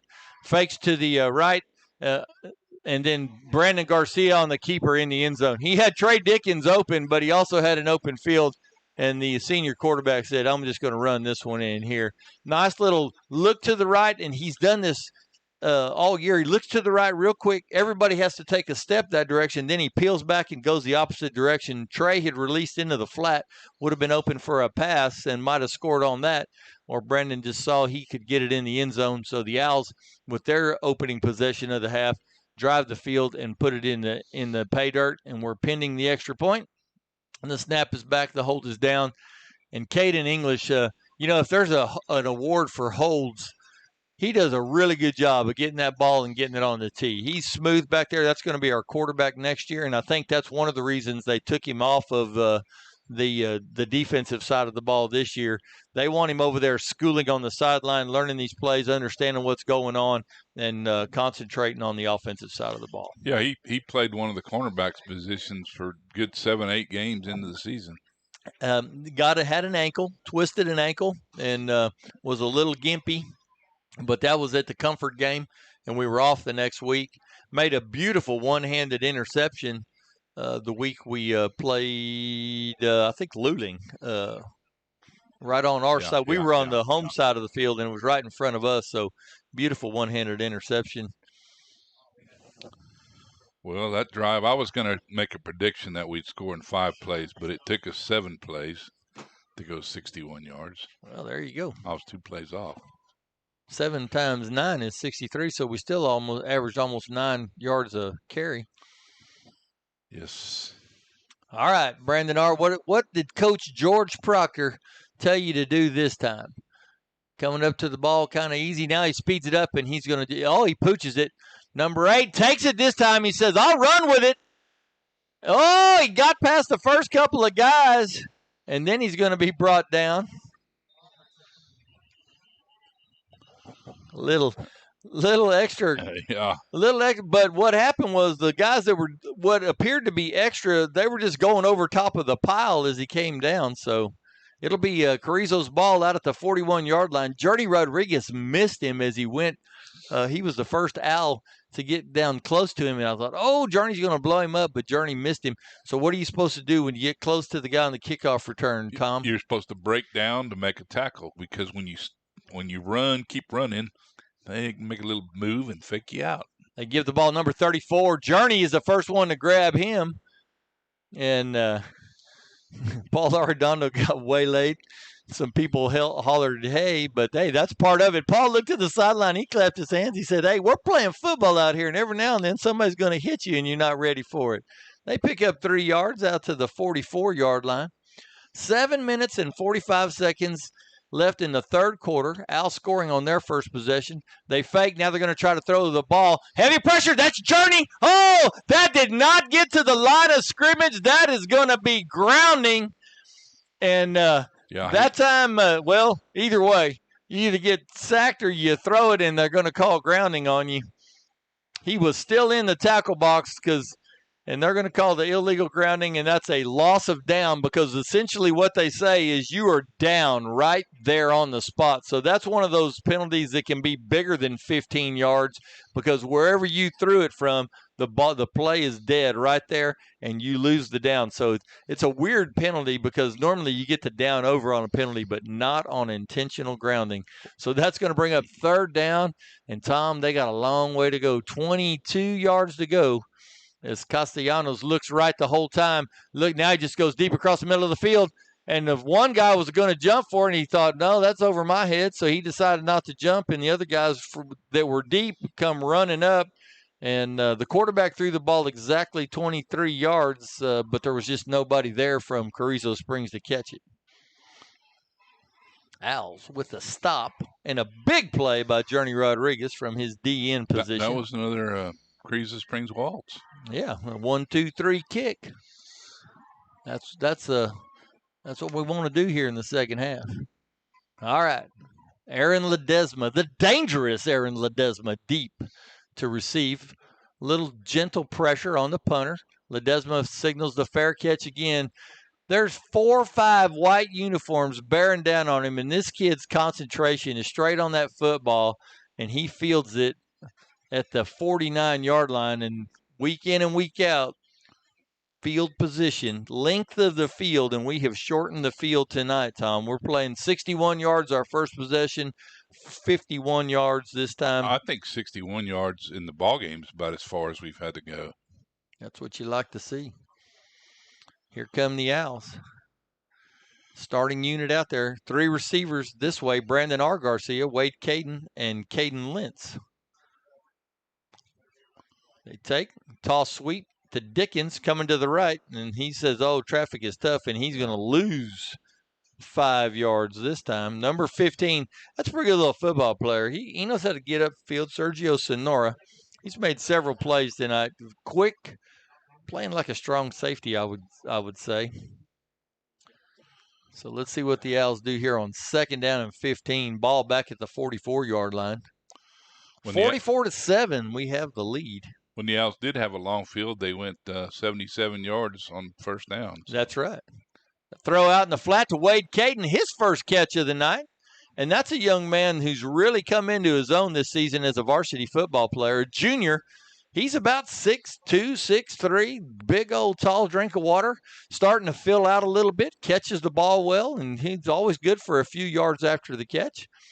Puts the Owls in 3rd down and 3 yards needed for the 1st down. Crossing the 50, getting to the 44-yard line on the Carrizo side. They're going to give Brandon follows Dickens with the football, and right there he's got the 1st down yardage, and a nice job by the offensive line of staying in there pushing the pile. The Owls will get the 1st down. They're going to mark him at the 39-yard line. So from the 44 down to the 39, 5 yards on that carry. 5:45, 3rd quarter, only our 2nd possession. Carrizo's had it twice. We waltzed them both times. 1, 2, 3 kick. Let's see what faked it. Oh, that was not pretty as our jet sweep. Caden Lentz, he's got it. He's in the end zone. That's his 2nd touchdown of the night. Shelton Lutke and Trey Dickens run into each other in the backfield. Looked like it was going to be a totally busted play, but it was a deep pass route, which made it a moot point what happened to them. Brandon Garcia stands up, and, man, his passing tonight, Tom, has just been spot on. It really has. The long pass to Shelton Lutke, he laid it right up and over top of a would-be defender. And he's been dialed in. You know, putting the dads in the field house, the final game, letting them stand down on the field in the end zone. These senior boys, they're rewarding the opportunity to get their dads in that field house. And I had a chance to do that with my 3 boys, and that's a pretty cool feeling. Was it Roche that started that? I think it was, Jeff Roche. That's there's a lot of traditions here, and that's a fairly young tradition, and but a very good one. Yeah, he started that probably 7 years ago. Yep, that would be about right. When Reed was still playing, huh? Yeah, Reed was. And now Reed is a sports writer for the Snyder Flash, or what do they call it up there? It's the Snyder Leader News. He's probably at a game tonight reporting. They've got Snyder, and they've got a couple of 6-man. He really likes the 6-man. Been trying to get me up there to go watch him, but it's hard to do whenever you got your own games. Yes, that is a different beast. 6-man football. 51-7. This time high and deep, and that one lands 3 yards into the end zone. Brandon R., he just does what he wants to with the football. Oh, yeah. Our Brandon J is throwing it with his arm, and I think we talked about that earlier. One with an arm, one with a foot, but pretty impressive tonight. Well, Brandon Garcia, the quarterback, has been lighting it up. He has. I tell you, he is. Yeah, how long was that pass? 40 yards, 39 yards. 39 yards, yeah. New quarterback in the ball game, number 11. He throws out in the flat to number 85, who catches it. They bring it out to the 25 to start the possession, and it's a 5-yard pitch and catch to the 30. So number 4, he's done for a little while anyway. They're going to try number 11. And we thought we might see number 12.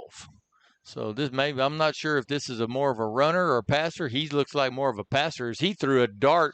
Man, he raised up, and I don't even know that he really was looking when he threw that football. He knew where he wanted to throw it, but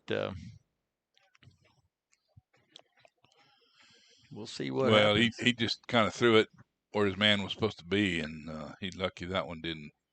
There was a host of owls in that area flying around. One of them catches that ball, it's going to be a touchdown. 3rd and 5.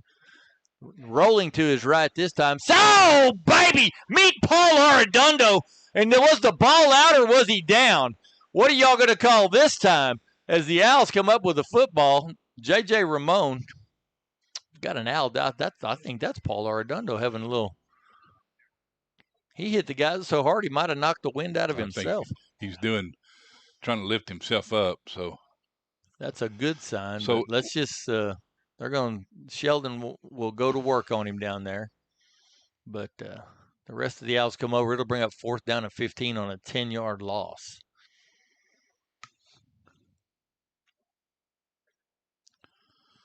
They are immediately calling for the stretcher. Not sure what happened, but they immediately called for the stretcher.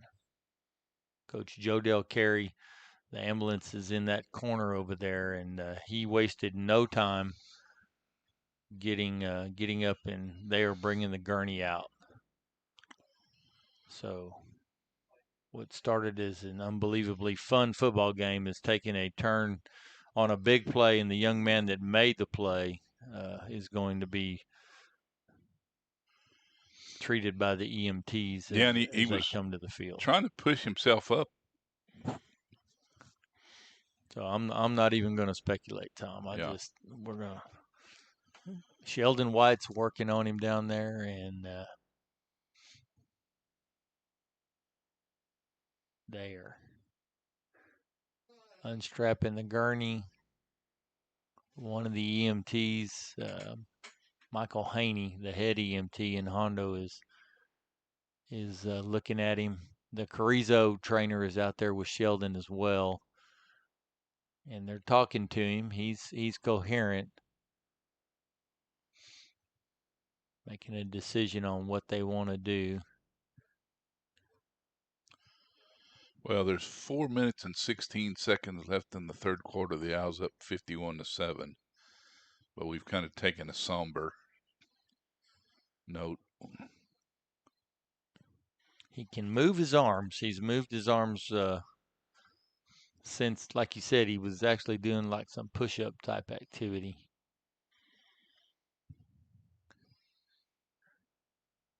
They're getting the board out. They'll slide it under him and then lift him onto the gurney.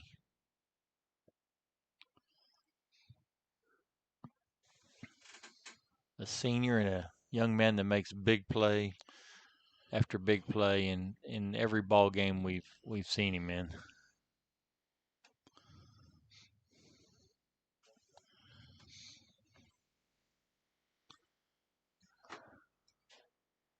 Well, on the positive note, Brandon Garcia is now 13 out of 15 for 331 yards and 5 touchdowns in this game.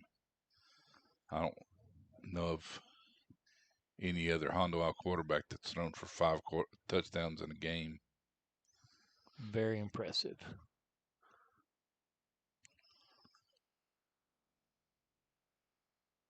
We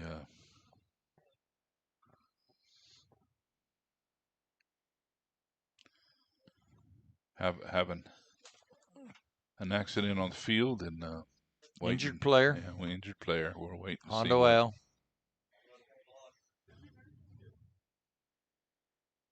Paul Arredondo, after making a huge play,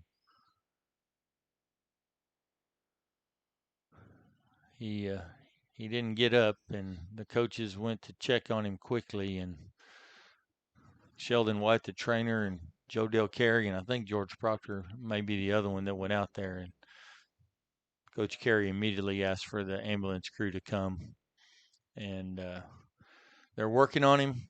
They're going to put him on the gurney, sliding a board under him. At this time, we have seen both of his arms move. Our vision is blocked by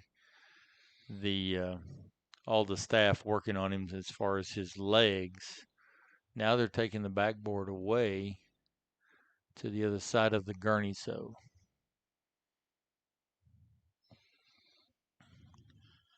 and everybody is quiet, and we trying to keep. it's hard to keep talking when Yeah.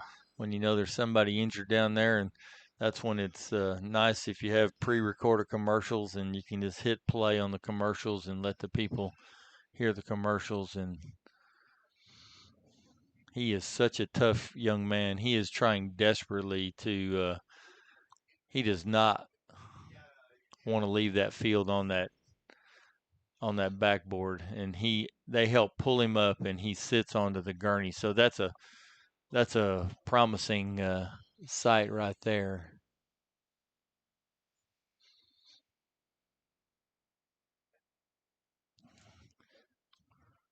I think possibly obviously a leg issue.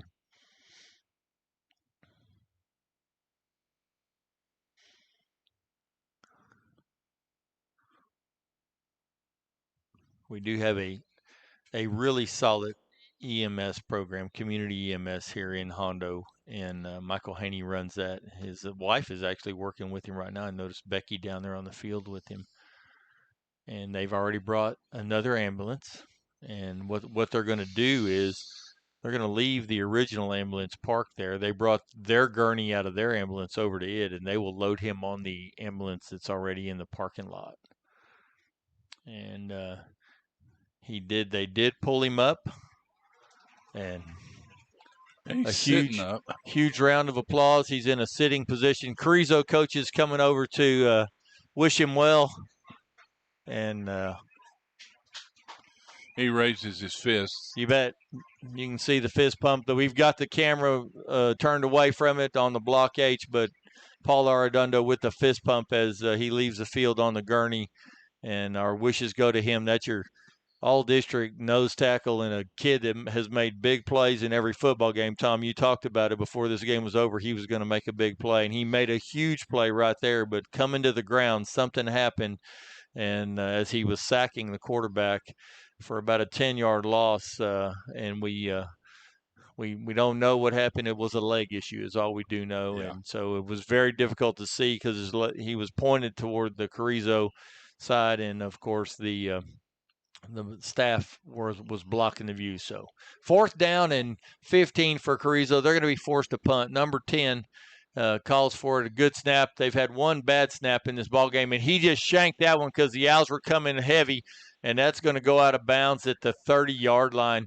They're going to mark it the 31-yard line, but man, a little bit of pressure from Shelton Lutke and Jules Cowan, and the punter just shanked it. And we've talked about a short field, 61-yard, 51-yard, and now a 31-yard field for the Owls here. Still in the third quarter, 3:46 left in the quarter. We've had the ball twice. We've scored twice. Carrizo's had it 3 times, and they're punted 3 times. And 51-7 is our advantage.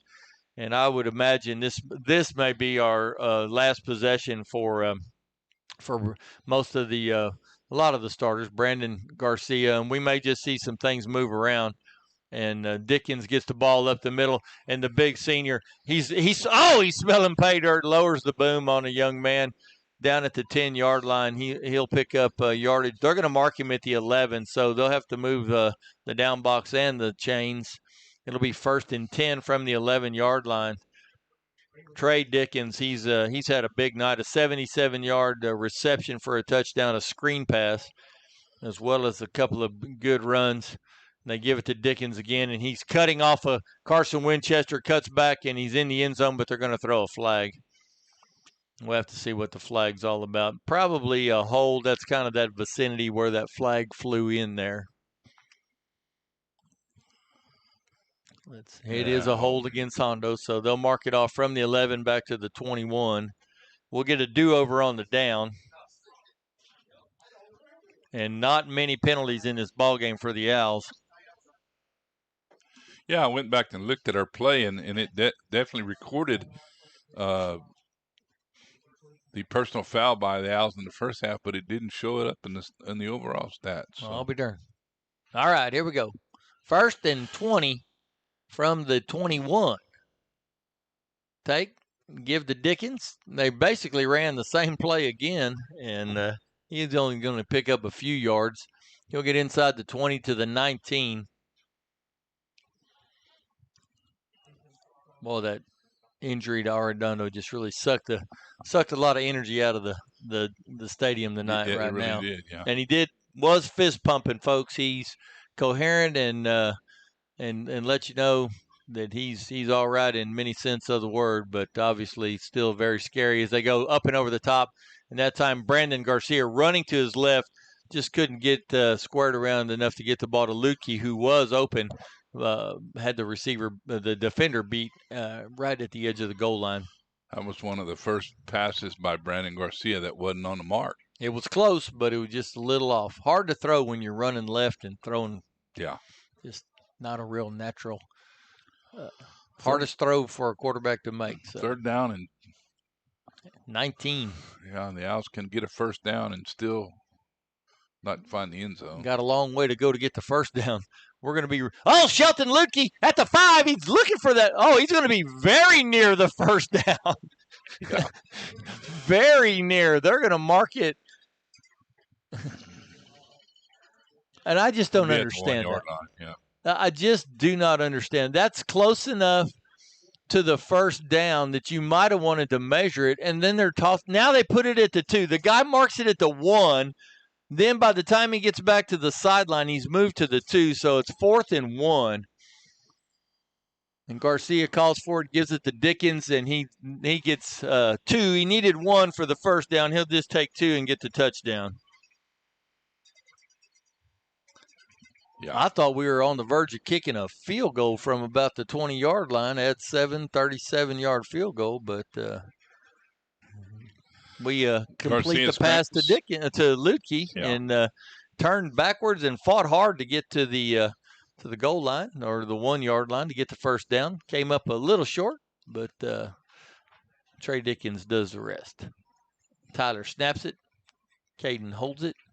Brandon R. drills it through. 58-0. We have scored 8 touchdowns and a safety in this ball game. Coming off a game against Bandera where we scored 8 touchdowns. Yeah.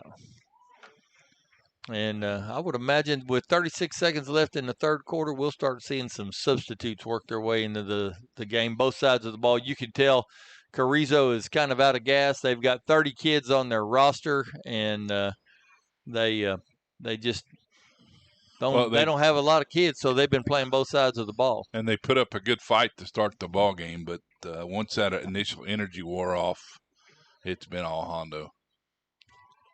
We've contained Carrizales with the exception of one play in the game.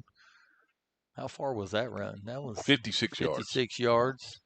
Thinking from midfield, the Castellanos, the freshman quarterback, had set him up by making a big run. He had a 34-yard run. Yeah.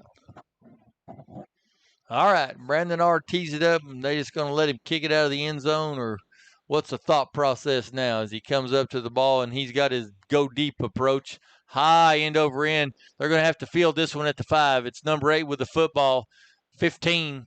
Hit.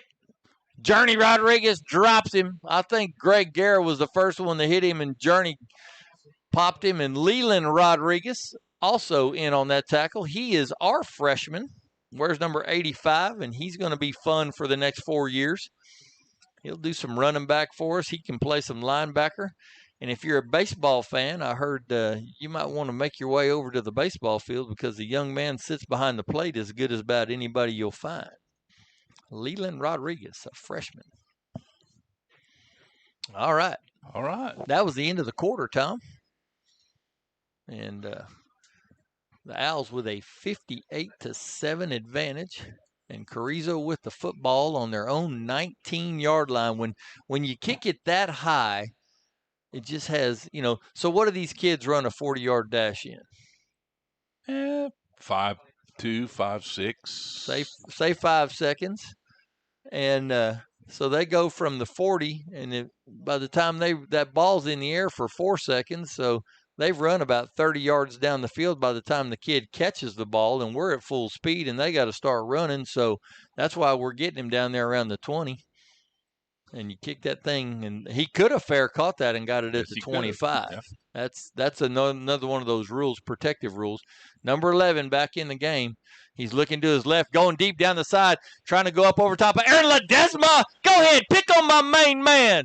The Deuce comes up with an interception. Aaron Ledesma, first game back in 6 weeks, and they thought they were going to pick on my man, and he showed them he's for real. Played it just like he's supposed to.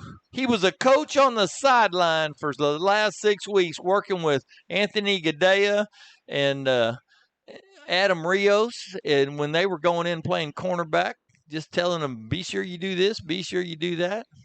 Now let's see who comes out. And the number one offense coming back out. Al's looking to add some style points. Hayden Region coming in at the right tackle. And number 63, Robert Gonzalez III. He's one of our sophomores. He's played a lot of offensive line.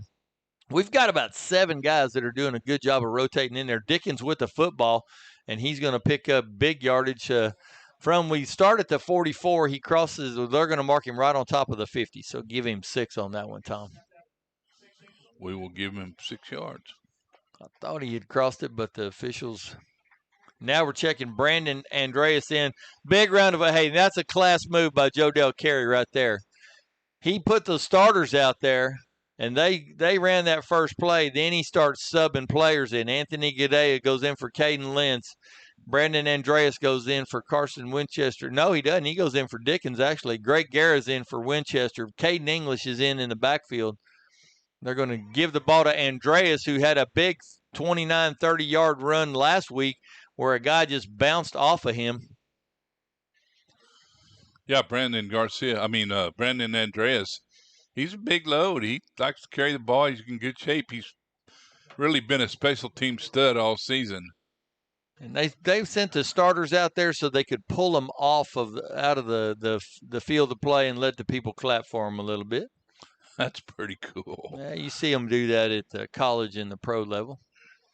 Caden English calling the shots now at the quarterback. It'll be his. He's the heir apparent. Greg Guerra, Brandon Andreas, 1st and 10 for Hondo. Andreas with the ball again, and the big junior. Whoa! He can go north and south. He's going to get to the 30-yard line from the 46. 16 yards. Last week, that one guy tried to hit him in the thigh, and that's like running into an oak tree. He is a big old stout load. And yeah, he's just a junior. Just a junior. This is some kids you're going to see next year. Wade Caden, number 82. Anthony Gadea, number 6. Now, Brandon R. Garcia, the slot receiver, he's a senior. But the other ones in the backfield are all, and a good job by, a little bit of a bad snap that time, but a good job by Brandon Andreas popping on that ball. And that's Frankie Garza still in there at the center. Trying to see if we've changed any other linemen. Robert Gonzalez III is playing the right guard. He's just a sophomore. We're going to lose Hayden Region. We're going to lose Frankie Garza, but we're getting Julio Obregon back, and we're getting W. Barrios back. So we're going to have a lot of that O-line back. Gabe Guajardo, he'll be back. Al settled in on 2nd and 12. English rolling to his right, throws out in the flat to Gadea. Nice little pitch and catch, and number 6 knows what to do with the football when he catches it. Gets inside the 20. That's first down yardage for the Owls on 2nd and 12. Caden English avoiding the rush and throwing that thing down the field. 8:30 left in the ball game. Caden Lentz checking in with the play now. Anthony Gadea checking out.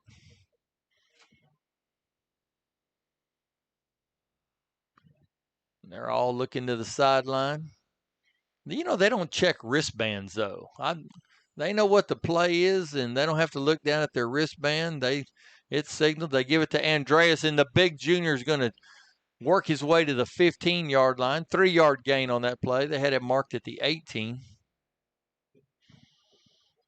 So that's something a little different. A lot of teams are all wearing the wristbands and whatnot. You'll see the quarterback has a wristband on in case he needs to look down. Then he gives a little direction out there on the field. We don't huddle. We go straight from the line of scrimmage, and that kind of keeps the other team, prevents them from huddling. We're burning the play clock too, and we've got that play clock down there in the north end zone that's got a segment of the LED lights out, so it's hard to tell sometimes what it's actually on. But down to 5, and they're going to give it to Andreas again, this time off the right tackle. Then he just plows forward. He's going to get to the 10-yard line. Be a yard or two short of the first down, but third down. Nice to see these juniors getting some play time, some action, and taking advantage of it. Yeah, no doubt about it. We saw them get a score last week against Bandera, and they're knocking on the door here. Caden English, number 10, calls for the snap, fakes it to Andreas, and just works his way forward right behind that O-line. He's going to get down to the they're going to say he's short. They'll be down to the, or now they're saying first. Oh, that's what they're saying. First and goal inside the 10, just pushing the sticks back. First and goal for Hondo. 6:45 left in the quarter. The entire fourth quarter will be to the second string offense. Brought the whole first unit out, then checked them out of the game after one play, just so they can be acknowledged and recognized by the fans here at Berry Field. Calls for the snap, gives it to Andreas, and the big junior just rumbles into the end zone. He is a load, and he showed it last week against Bandera. He's shown it this week against Carrizo, and he's going to be fun to watch next year, Tom. He may play a little bit more of that fullback. He can play the tailback, but Carson Winchester may roll back there and play some more tailback. We'll just have to see how it all plays out. That's a long time from now, but the future's looking bright. A lot of O-line coming back, and now we're seeing some skill kids getting some time. And there's 9 for 9. He hit a wire. The ball kind of stopped up there. I thought that didn't hit the upright, but he hit one of the power lines back there behind it. 6:19 left in the game, and it's 65-7. That scoring drive was brought to you courtesy of the backups. Yeah, that was a 9-play, 56-yard drive. A lot of Brandon Andreas on that. Just a power. I wish we had his weight. He's a solid kid. I've seen him a couple times with just shorts and a T-shirt on, and he's intimidating as far as his just sheer physical size. And then he can run fairly well and has decent hands. Good little baseball player as well. His dad is Danny Andreas. Danny played defensive line for the Owls back in the day. Was a good D lineman. I played with his uncle Orrin Sapp. Orrin Sapp. Old Sapper. Hadn't heard that name in a while. Orrin used to be a broadcast guy, wasn't he, for Dennis? Yeah. All right. He played D-line for the Hondo Owls. What is Brandon going to do this time? He just oh, man, he put a lot of foot into that one. That's coming down at the 5-yard line. And let's see what the guy. Oh, they opened up the Blue Sea. And Brandon R. Garcia. He's not going to let that go away. He's going to make the tackle. And he's the safety valve, and it hadn't been many games we've needed the safety valve, but we needed him right there. Medina Valley 7, Lockhart 0. That's a final score. You don't see that in high school football much anymore. No, you don't. 7-0. The Panthers with a victory. And LaPrire has taken lead over Sabinal 26-23 in the third quarter. All right, here we go. Carrizo. Cody Salas goes in at the Wildcat. He said, I'll just run it. I'm a senior. Just let me get what I can get. Adam Rios with a nice play. Very good cornerback work right there. Getting up the field, playing that outside shoulder, turning that back, and then letting the rest of the Owl defenders get in there. Will Winchester and Wyatt Boss. They're going to give him a yard on that, but excellent play. I'll take that all night from Adam Rios, the senior cornerback, a young man who has really come into his own this senior season here. playing that cornerback position. Cody Salas is just going. They're just going to be content to run a little clock here after the passing last time didn't work. Cody Salas up the middle, Will Winchester. Wyatt Boss. And Wyatt Boss again. Now Bailey Kindred, number 57, checking in. Joe Pursley was in the game playing the nose tackle. How did I miss that? J.J. Ramon, Bailey Kindred, Greg Guerra, that's your front. Dalen Fawn and Anthony Gadea, they're playing your safeties. Aaron Ledesma. And you might think, why do you have Aaron in there as a starter? But he hasn't played football in 6 weeks. And Adam Rios on the other side.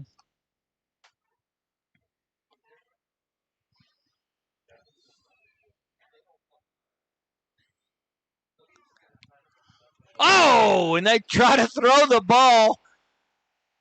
And Greg Guerra is going to sack Cody Salas, and it's been a rough night if you're wearing a purple uniform. Greg Guerra, number 44, he'll be back next year. Bailey Kindred will be back next year. And the Carrizo waltz continues as now it's 4th and 14. So the clock continues to run, 3:49 and ticking. And Ledesma goes deep. So this is a Crystal City team that this is a Carrizo Springs team that came in with 9 first downs at halftime. They've got 0 first downs the second half. Another bad punt. They need to get away from it. Ledesma actually going to field it, and at the 39-yard line. And let's see what the Owls do here as Coach Carey pulls Caden English out and says, let's talk about this. This is the first play we're going to run here, guys. He gathers up his offense. And I would imagine you'll see a heavy dose of running plays with 3:20 left in the ball game, and they've already started the clock. They said, we just need to get this one over with. As soon as they set the ball for play, Bailey Kindred in at right tackle. Philip Cuellar, I think he's snapping the ball. And that would be good. That's working on a center for next year. And he did snap that ball. And they gave it to Andreas, and he's going to be swarmed under. Philip Cuellar playing the center now. Let's try to set that O-line. Number 65 in there. Christian Montanez playing the left tackle. W. Barrios playing the left guard. Robert Gonzalez playing the right guard, and Bailey Kindred playing the right tackle. So one senior out there out of those 5 guys, and that is Christian Montanez. Burning as much play clock as we can. Lost 3 yards on that play, 2nd and 13.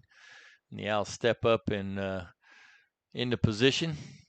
And they'll probably Carrizo pin their ears back a little bit. And a good fake to Andreas.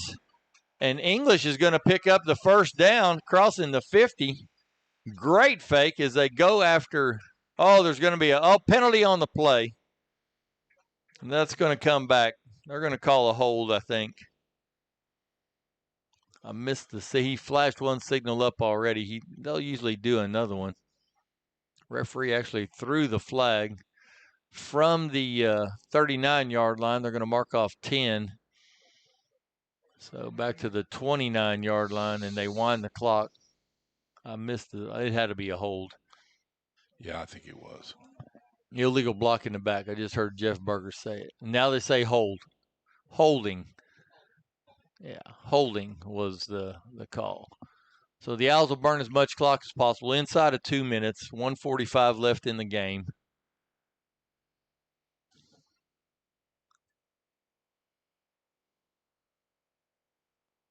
Caden English gets to play, tells them what it's going to be, steps back, calls for the snap out of the gun.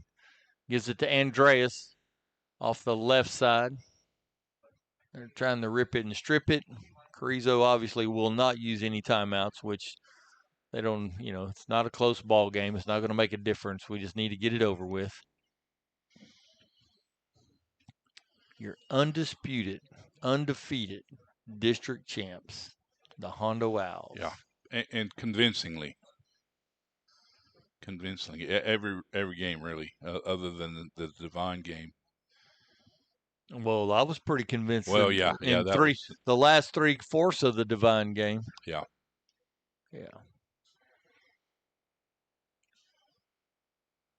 So just burning clock. That's why they're standing around the play clock, and we're just down to 6-5. We're going to burn it down, and we're going to take a timeout with 34 seconds left in the game. Yeah, and then we'll run another. That way Play in victory we'll snap formation it in victory, right? Yeah. Line it up. And you know, sometimes the second team gets in there and they do a little mop-up work and they have to go into the victory formation. This second team did get to drive the field, score a touchdown, and got a second possession. So great effort by this entire Hondo Owl football team tonight. Thoughts and prayers go to Paul Arredondo, and we'll be anxiously awaiting to see what happened to him. Obviously, I would assume that probably a season-ending injury, though. When they cart you off on a gurney, you're probably not going to come back in a week or two. Yeah. Again, thoughts and prayers to the family of Dan Keith. Dan losing a battle to cancer, and guy that spent his entire education career in Hondo, from coach, teacher, driver's ed instructor, all the way up to a principal, and just a fine man. And the Owls take the victory formation, take the knee, actually put the ones back in to take that victory formation. It's their win. So, and MJ De Leon, the fourth anniversary of MJ's passing. So thoughts and prayers to the De Leon family on a night that they'll remember the rest of their lives. So your Hondo Owls, victorious here tonight. They'll ring that victory bell 65 times, 109 years of football, and that is the 700th win in the program history right here tonight. 700th win for your Hondo Owls. And Coach Jodell Carey is going to bring them right out here to the 50-yard line. Well, they got to do they have to go. Oh, they're going to throw the ice on him. Trey Dickens held him, and Brandon Garcia got the bucket, and they dumped it on him, and he kind of gladly took it there toward the end. Yeah. But now our kids will go over, and they're getting him with another one. So the defense got him a little bit, but exciting time to be a Hondo Owl. A good season. What a win! I mean, who would have thought a 65-7 victory? Not after it was 7-7 within a couple minutes of the start of the ball game. Yeah. And 700th win for this team. So congratulations to the Hondo Owls. And that's something that I hope these kids truly cherish. That's what a mark is that? A program, you were part of the team that won the 700th game, and you did it the night you sealed an undefeated district title. Yeah. So now the band will play for Hondo's Honor and Glory, and just the name of that song, Tom, is that's special in itself. I've always I didn't grow up here, but when I moved here, and I thought you can do a lot with the title of a song, Hondo's Honor and Glory. And yeah, we will fight on. We will fight on, you bet. And J.G. Berry wrote the song, coined the song, whatever. But we're missing one tonight. JoJo Tapia was unable to. He didn't even make it to the game. I didn't realize that. They're holding his jersey up on the sideline. I knew he got a stomach bug. Michael Newman said he was here for the 500th victory. So if you don't think that matters, and the gold ball hoisted at the goal line. Good stuff here. Good stuff going on down there. Berryfield. They unveiled a banner, and they're heading to the victory bell. The banner has got 700 wins on it. And the fight song played again. Michigan might play it, but they don't play it as good as Hondo. What a fun night to be in Hondo, Texas, and a part of the Hondo Owl winning tradition. is 65-7. Tom, you got some final stats? We got final stats. Of course, the scoring, the Owls led 37-7 at half. They got a 6-yard rushing TD from Brandon Garcia. They got a 39-yard pass from Garcia to Lentz. They got Trey Dickens ran for 2 yards. And then Brandon Andres rushed for 7 yards. That was the second half scoring. 9 touchdowns in the ball game, a safety. First downs, Carrizo 9, Hondo 24. Carrizo had no first downs in the second half. They had 4 3-and-outs. Bobby called it the Carrizo Spring Waltz, 3 and kick. So 9-24 on first downs. Rushing yardage, Carrizo 26 for 164. They had 138 at half. So they had 16 yards rushing in the second half. The Owls had 35 carries for 179 yards. They only had 138 at halftime, so 131 yards rushing in the second half of the Hondo Owls. Receiving, Carrizo 10 for 73. That's where they were at halftime, so they picked up 16 total yards in the second half. The Owls with 15 receptions for 348 yards. Good night, Matt. So turnovers, Carrizo lost a fumble. Hondo did not turn the ball over. Penalties, Carrizo 6 for 62. Hondo 3 for 55, I think. I've got 2 for 40, but it's not showing up a personal foul penalty. Third down conversions, Carrizo 3 of 14, Hondo 6 of 9. Fourth down conversions, Carrizo 1 of 1, Hondo 2 of 3. Time of possession right at 24 minutes apiece. A lot of that was Hondo just struck quick. Passing leaders, Brandon Garcia, 14 of 17 for 348 yards and 5 touchdowns. Wow. I thought he had 5 touchdowns in the first half. No, he had 4 in the first half. Yeah. Yep. Caden English, 2 of 2 for 10 yards. Receiving,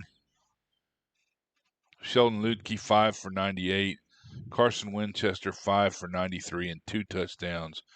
Trey Dickens 1 for 77 and a touchdown. Caden Lentz 2 for 68 and 2 touchdowns. Caden Lentz had a good ball game. Dalen Fawn 1 for 82. And 1 for 82. No, 1 for Wade Caden, number 82, caught a pass. I just lost my stats. Let's go back. Oops. I hate it when that happens. Yeah, I must got fat fingers in the way.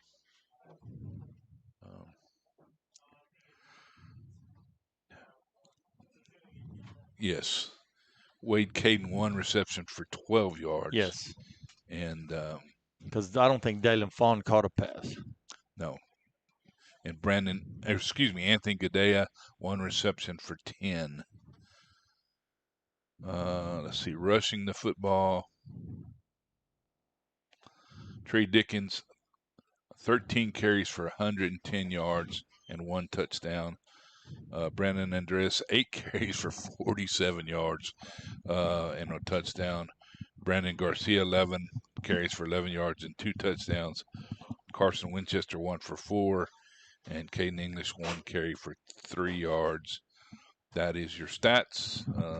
More importantly, the stat on the scoreboard is Hondo 67, Carrizo Springs 65-7 Hondo Owls. So big win, district championship, and now the seniors, they can do their senior walk now. Oh, we got a drone flying out there, Tom. How cool is that? See, it's moving, yeah. So somebody got a drone flying. I hope that's a school district related. Oh, I see it. Yeah. There's the banner that was made. Hondo football 700th victory. Get out of the way, y'all. There comes a time where you got to be respectful to the program, and yeah, great night to be a Hondo Owl. And they're letting them mill around on the field. That senior walk thing ain't going to happen this year, Tom, because of the COVID. Yeah. COVID. But thoughts and prayers to the Arredondo family. We hope nothing too serious. We don't think it was too serious, but probably ended Paul Arredondo's high school football career. Truly a great night to be a Hondo Owl. 700th victory, undefeated. And we think the last time they were 9 wins and 1 loss was in 2006. A record at least that good. They were 10-0 that year, but an undefeated season in 06. But 9-1, that's our best record since 2006. 99.9% sure we're playing Ingleside in Beeville on Friday. Ingleside in Beeville on Friday. So we'll stream the game if possible. If not, we'll have the audio for sure. We fall under some new rules when you go to this next level, and we'll have to. The UIL gets a little bit more involved, so we'll have to see what they have to say and what all we can or cannot do. So, Tom, hand out a game ball or two. God, I think there's about, there may be 35 game balls. I mean, first of all, offensively, Brandon Garcia was awesome. He threw for 348 yards, 280 at halftime. Right. We went to the running game in the second half. Yeah, he threw for 5 touchdowns, ran for a couple. Brandon Garcia, there certainly gets offensive game ball. Caden Lentz had a big game with 2 touchdown receptions. Carson Winchester had 2 touchdown receptions, so they certainly deserve mention as well. Defensively, we talked about Will Winchester and his play on the field, along with Paul Arredondo. I think we give game ball to Paul Arredondo as well. And in special teams, gosh dang, you can't get any better than what Brandon R. Garcia's got. 9 for 9. 9 for 9, and another couple of great pooch kicks that we almost recovered one of them. When he did kick it deep, they were high, and we got coverage on them. So just an outstanding night again for our good kicker. So I think there's many deserving candidates tonight, but those are the top ones. And congratulations to the Hondo Owls on a victory, on a district championship, on a 700 win for the Hondo Owls, and we look forward to Ingleside next week. Ingleside next week, 99.9% sure that's what's going to happen in Beeville. Stay tuned for ticket announcements. You'll see them on Facebook. You'll see them in the paper, but make sure that you get down there if at all possible and support this team. This is a team that we've been kind of waiting for a few years, and we're seeing lots of bright spots coming, and they don't all have a 12 by their grade. Some of them have 11s and 10s, and so good things are coming for this Owl bunch. We're going to run through the sponsors one more time. Primo's Processing, the Hondo Anvil Herald, Cecil Atkinson Ford, Hermanson Steakhouse, Hondo National Bank, Cross Connections, Radio Shack, South Texas Refuse Disposal, and Medina Electric Cooperative. We so appreciate y'all for sponsoring Hondo Owl football, and this has been a fun season to do it. Well, for Tom Graff, who's been on the stats and the color, for James Estes, who runs the camera for us, let's hang on just a little. No, he's turned the camera off already. But I was going to say they're doing lots of cool pictures out there with that banner. But we're going to check it out from here. So for Tom and James, this is Bobby Ainsley saying good night and God bless you.